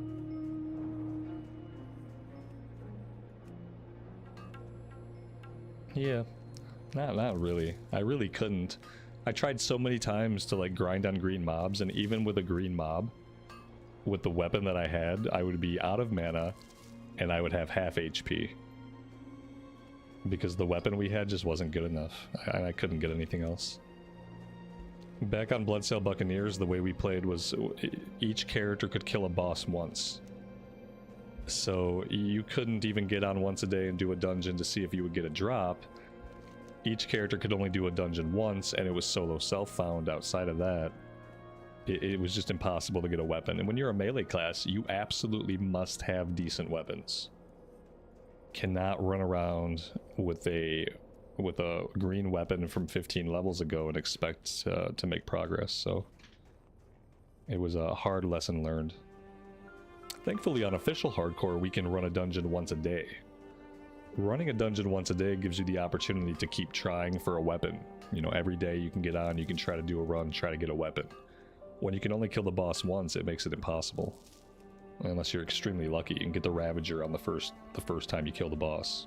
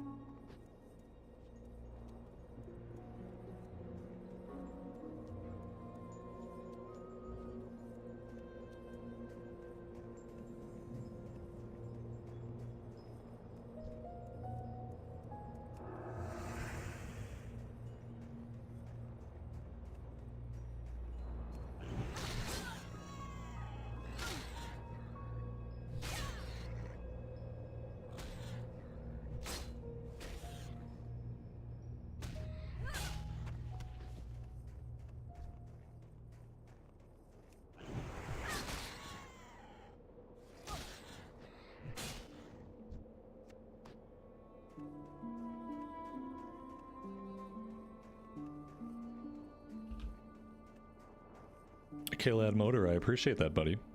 Thanks for stopping by and hanging out for a bit. Hope to see you next time.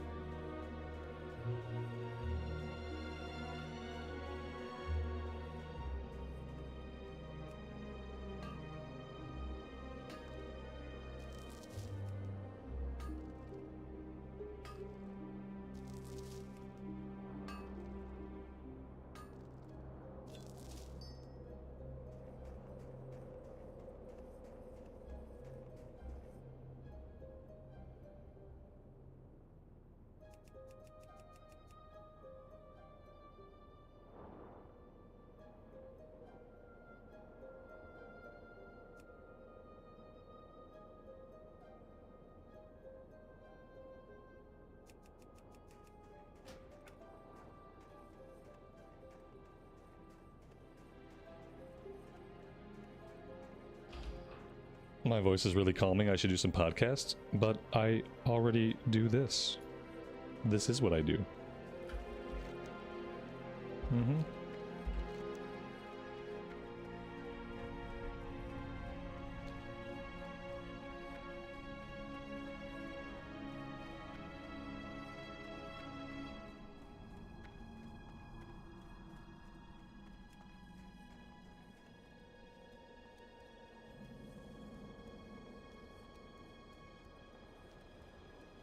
Interest you on the pint?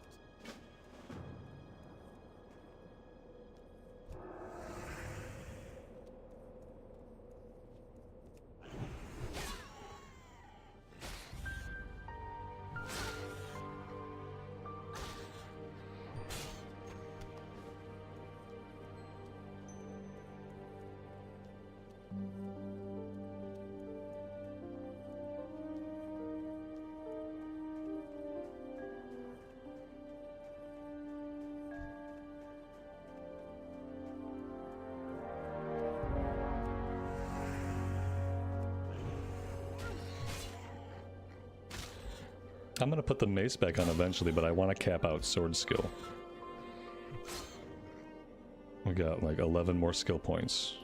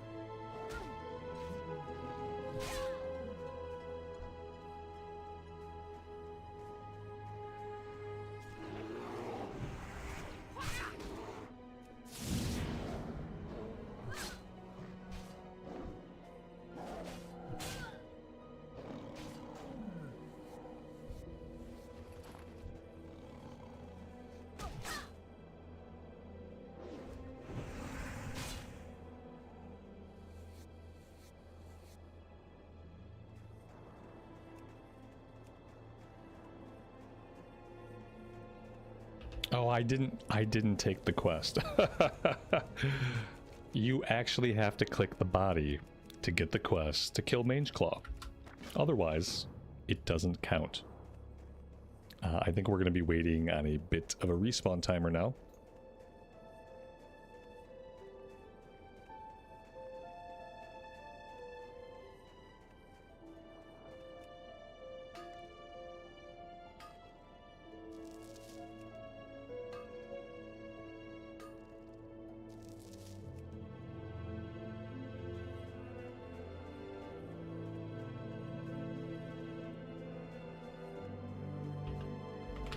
There he is. That wasn't too long.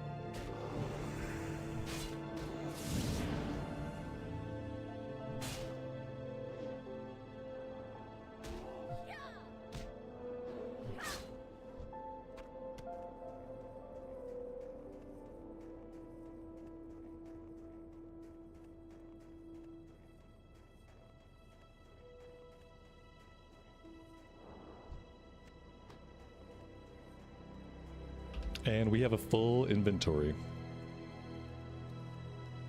Gonna have to find a way to sort that out really fast. I think our closest option is gonna be to actually go into Loch Modon and head to town, grab the flight point, and we can vendor there. Oh, oh no, was it full before I looted the claw? Oh no, yeah, thanks for the call out. Oh, I did get it, okay. Whew. Oh, what is this? A journal. My tank is broken. Oh, I have never seen this journal before. It's a lot of pages.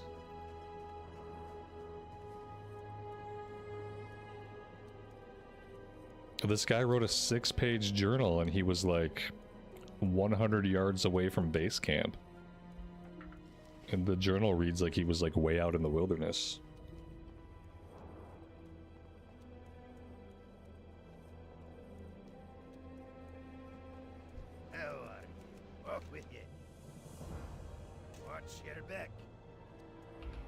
None of these people are vendors.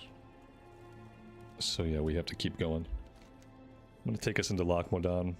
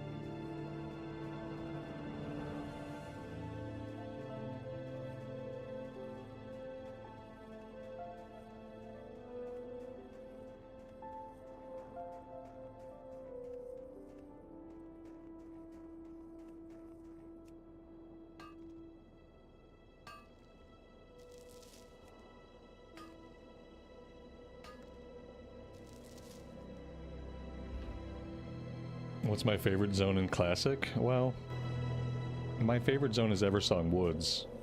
But I guess if we're talking about just classic vanilla zones, probably Westfall, Elwynn Forest, Westfall, Red Ridge. All great zones. But the best zone in the game is Eversong Woods. And TBC is and will always be the best version of Classic, in my opinion.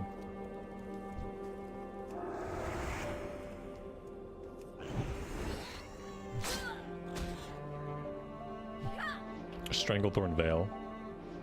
Stranglethorn Vale is a big winner.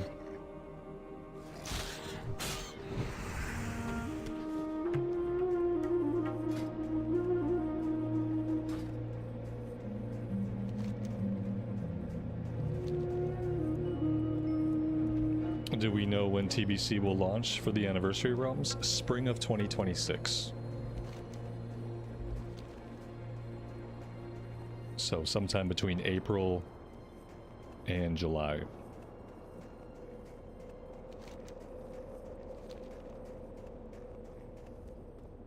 we have a long ways to go. Yeah, it's quite some time away. Originally, it was supposed to be winter of 2025. But I think they're doing Legion Remix in winter of 2025. And so TBC got pushed back to spring of 2026. Yeah, it's longer than it was originally going to be.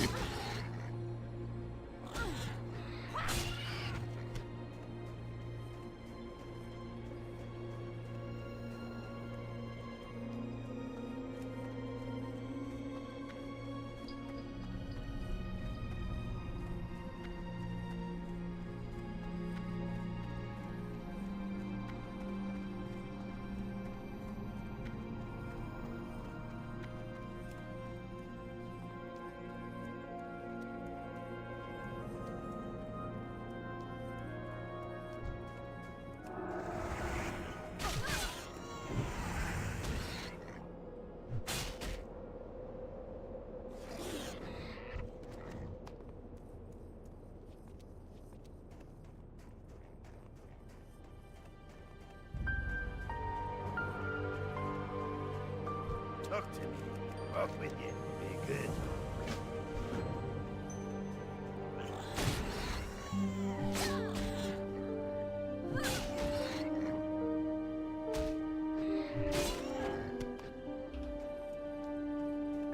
A cute Lex, I appreciate that. Thanks for saying so. And thanks for being here and hanging out with us.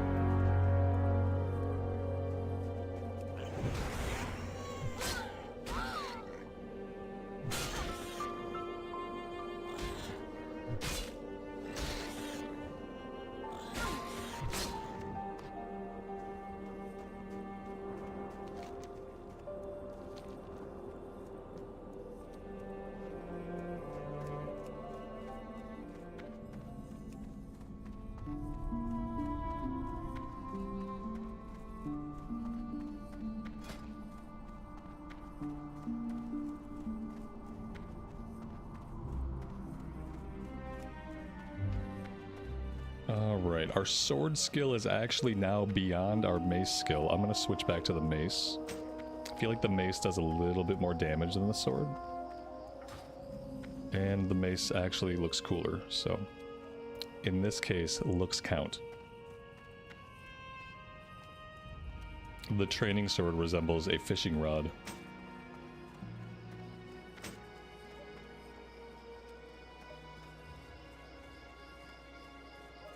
What can I do for you? See you soon.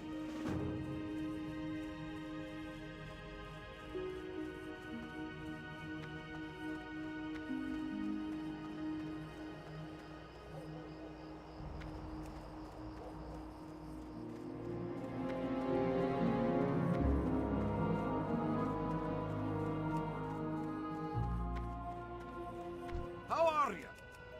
Safe travel.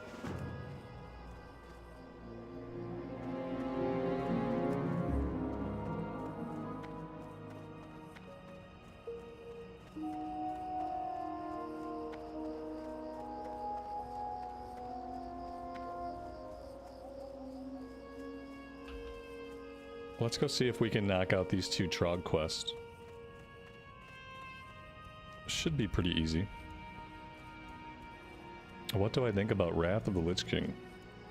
Wrath of the Lich King was pretty good. I still think TBC was better. But Wrath of the Lich King to me is still classic. I think Wrath rounds out the classic experience. You kill Arthas, you wrap up those Warcraft 3 storylines. It was good. It was good, and I think it's still good today.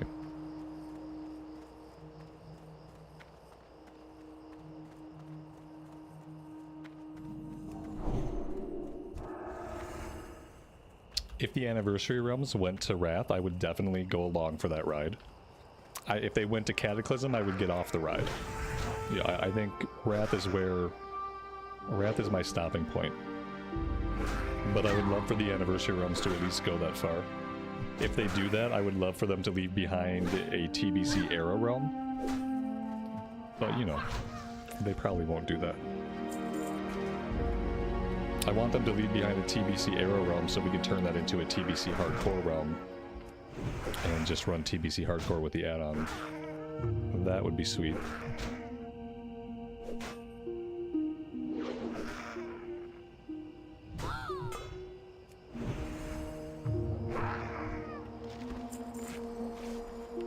Oh, you know what? We need to vendor. I'd love to do these right now, but we actually have to empty out the inventory. Maybe we'll get lucky and we'll find the traveling merchant. There is a dwarf who goes up and down the road here. We could sell to him.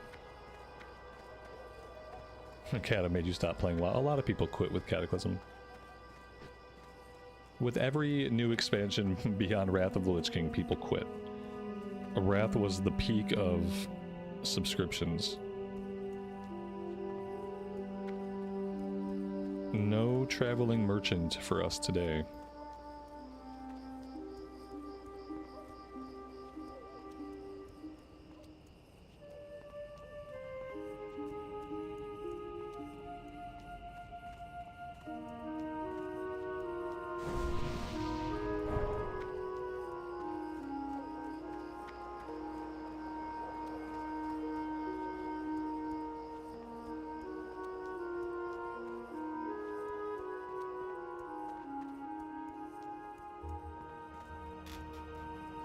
Yeah, that's what drove a lot of people away. The maps were all changed.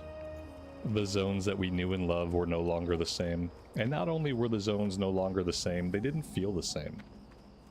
They never felt as good. Here there. Up with you. Yeah, I think, you know, there's no one around at Blizz anymore to regret it, but if there were, I'm sure there would be people that would regret What's on your mind? the Cataclysm changes. Keep your feet on the ground. See you soon. Be good. But there's no one there anymore who's... I mean, maybe Ian. Maybe Ian was there during Cata. I can't remember. If he was in a different role.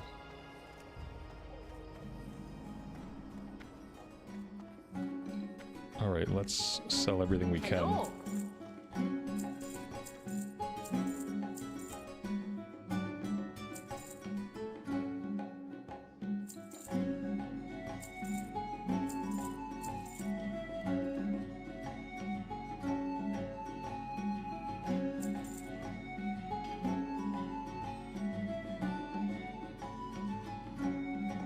We have a lot of copper that I should probably smelt. What can I get for you today? I am assuming there must be a forge here somewhere.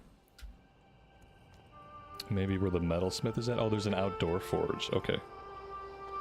Yeah, let's go ahead. I'm gonna smelt all of this ore. I have to go bio. I will be right back.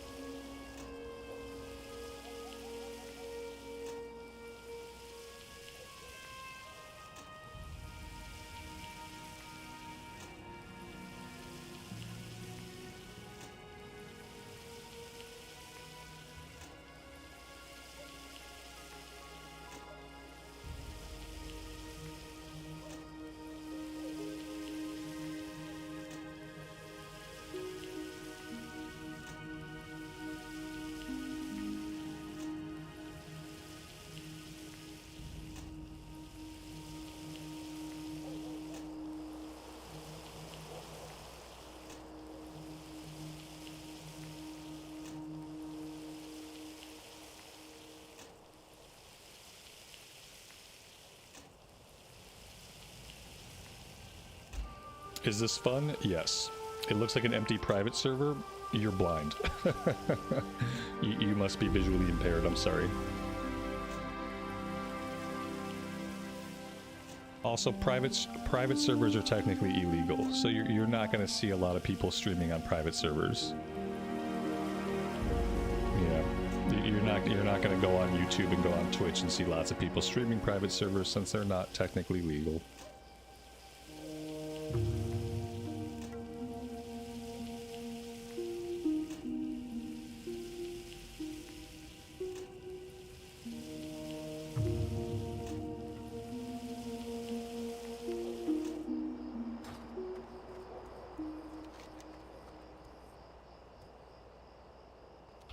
Alright, now we can go deal with the Trogs.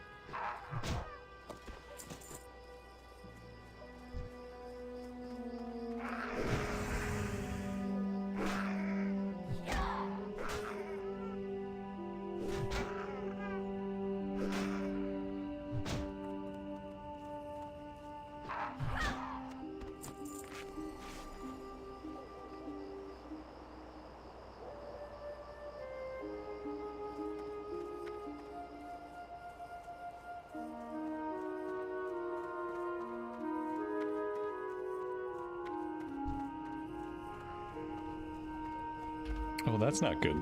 That is a level 14 seer. We don't want to fight the level 14 guys right now. Even if it's for ore, we're gonna have to wait on the ore. Those level 14 lightning bolts do not feel good to the face.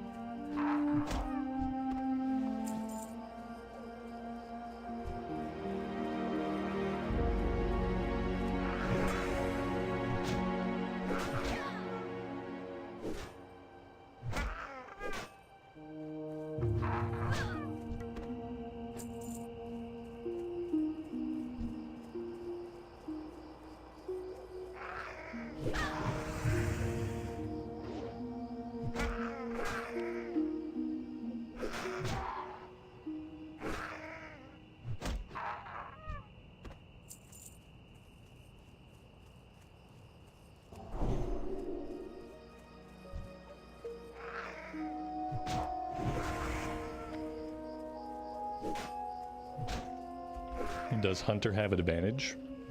Over what? An advantage in which way? You could probably make a case for any class having certain advantages over other classes. Because the classes are so very different. So you could say they all have advantages and disadvantages. In leveling, sure, you could say that. They have a pet. It's a pretty good leveling class.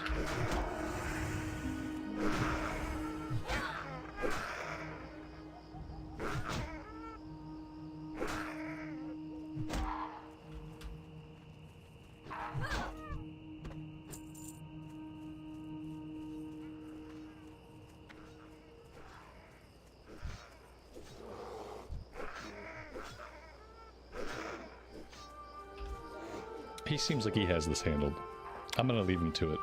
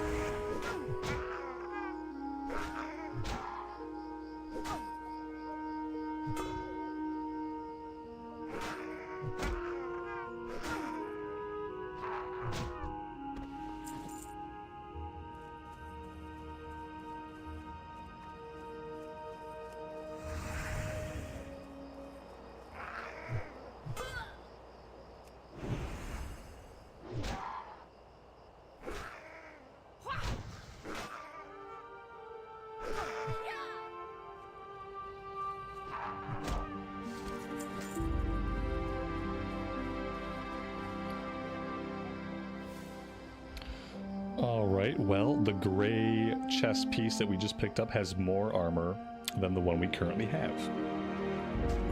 So there we go. We will equip a piece of junk because it has more armor.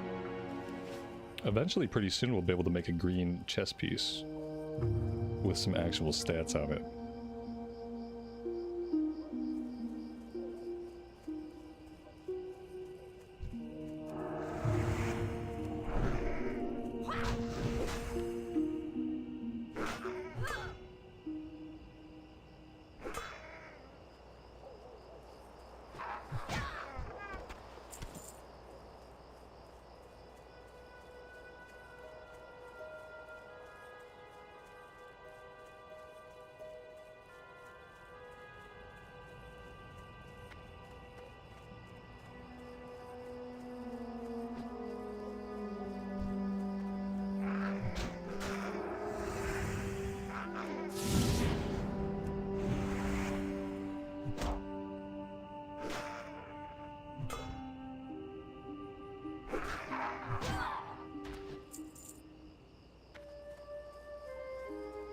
Alright, well the kill quest portion is done. Now we need a bunch of teeth. We got 3 out of 8 right now.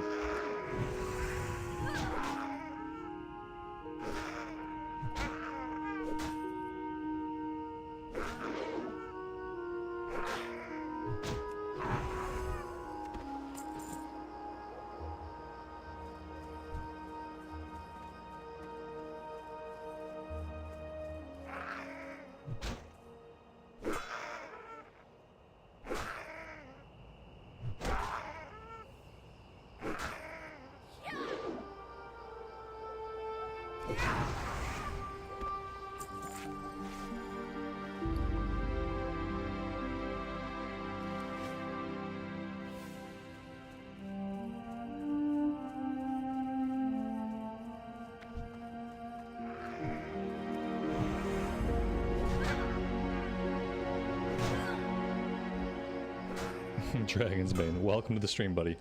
Did someone say hunter? No, no, we don't talk about hunters around here. You heard nothing.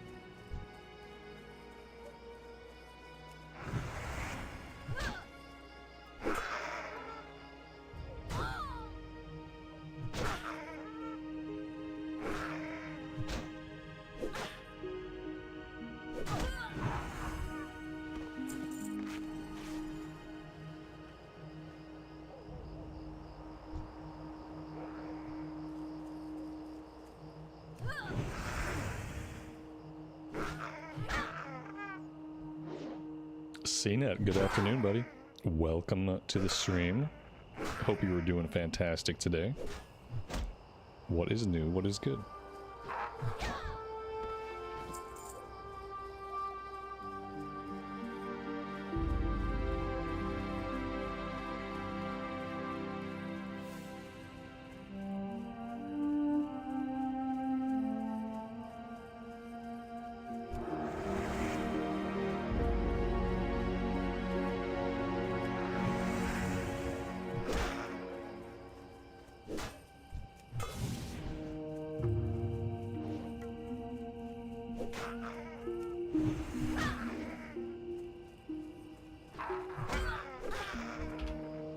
That's awesome. I am doing fantastic.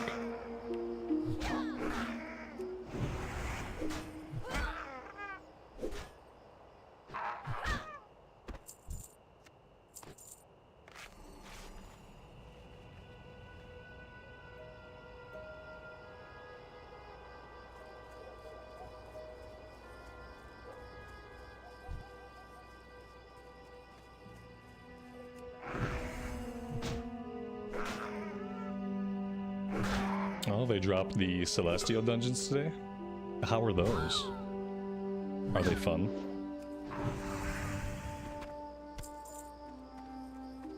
I did a bunch of Mythic Zeros the other day in retail, and that was fun. Definitely gave me my 5-man dungeon fix.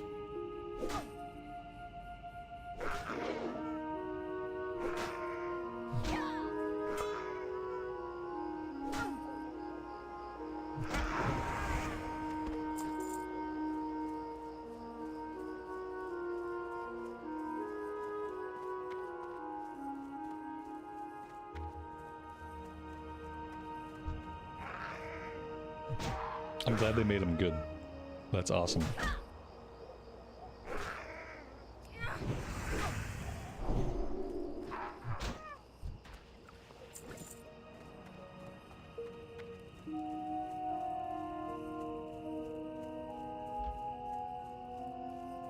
Yeah, they did a lot of that with the Wrath of the Lich King dungeons. The I forget what they call them. Oh yeah, the Alpha Protocol, Beta Protocol, and Gamma Protocol. That was a lot of what, like, things were harder, but there were also just different mechanics happening throughout the dungeon. And so that was cool. I didn't do enough of the Cataclysm ones to really see if they added different mechanics. It didn't seem like they did. It seemed like for the Cata ones, things were just like higher difficulty. Whereas the Wrath ones added in like a bunch of different mechanics that were more like affixes.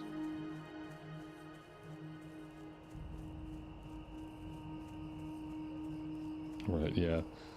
That's cool. You know, for the Cata dungeons, they didn't even think they were going to do harder 5-mans for Cata.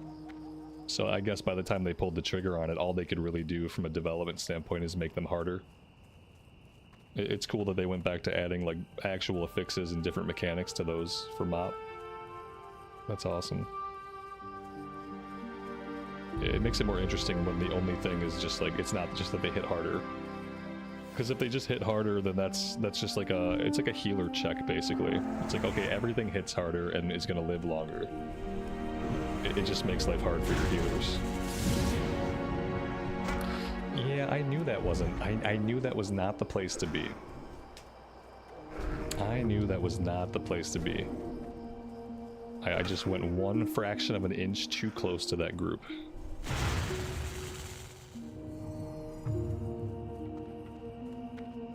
One fraction of an inch.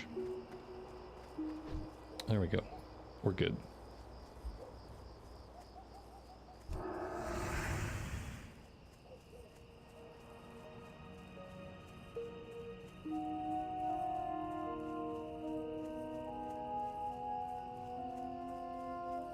Alright, we need some mobs to respawn that are not standing in groups of 3. I can't deal with the groups of 3. Everything else is dead right now. There's no bodies. Everything's probably going to respawn all at once. It's actually very unsettling to look around and not see mobs. I don't think we can grab this guy. Maybe we can.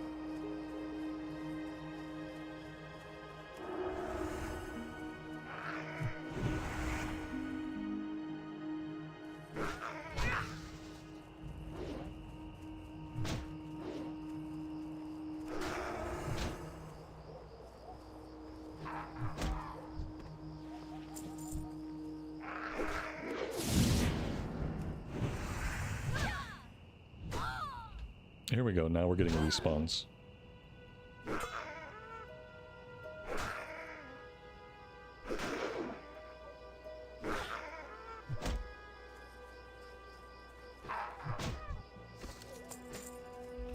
And that is 8 out of 8. Okay, let's get out of here. Let's go turn these in, and then we'll head back up to town.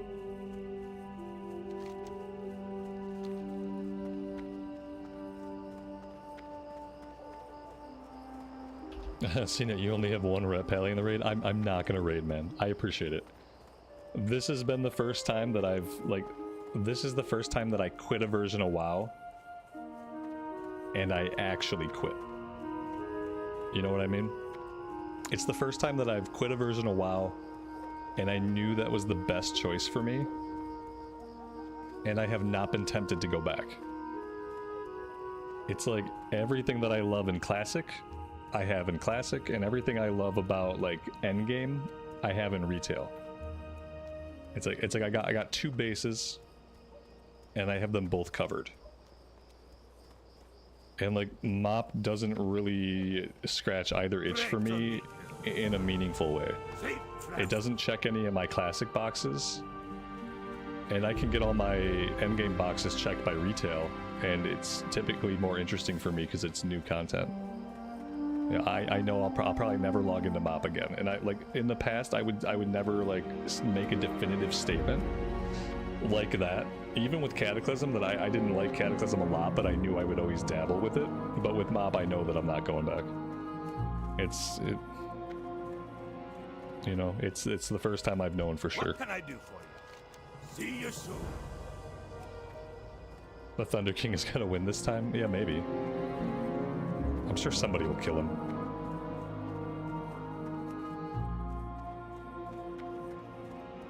Maybe people don't know about the Ret Pally changes, because I don't know if Ret Pally was any good originally in mop, so maybe it's that people don't know about it. So maybe it's a sleeper hit.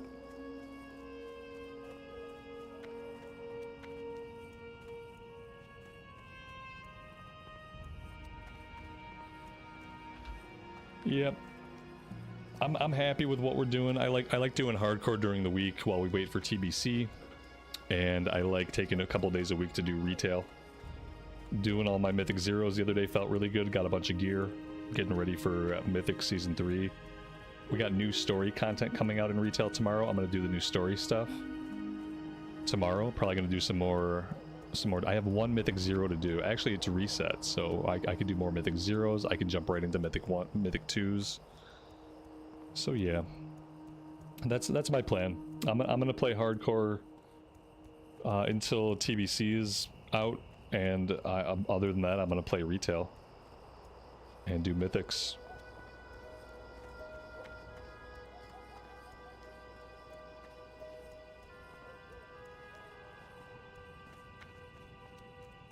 And yeah, that's the plan.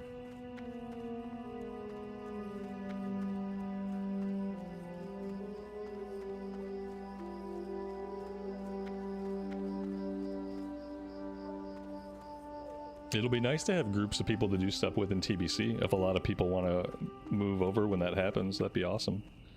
Yeah, because I'm definitely going to play the crap out of TBC. And I'll even play Wrath. If they do a Wrath anniversary. But that's probably going to be about it for me. That's my classic vanilla TBC and Wrath, and besides that, I'll be playing retail. Guys, on that note,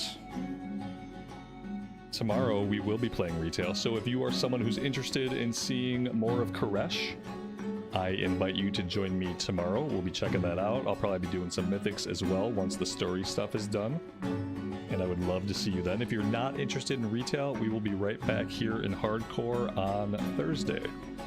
Thursday and Friday we'll be back to hardcore. So yeah, if not tomorrow, I would love to see you guys Thursday and Friday. I am out of time for today though, so I'm gonna park us right here at the inn.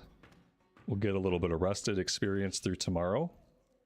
Thank you guys for being here today and for all the support. I really do appreciate it. Have a great rest of your afternoon or evening time, and as always, take care of yourselves, take care of each other, and we will see you back in Azeroth again very soon. Bye for now.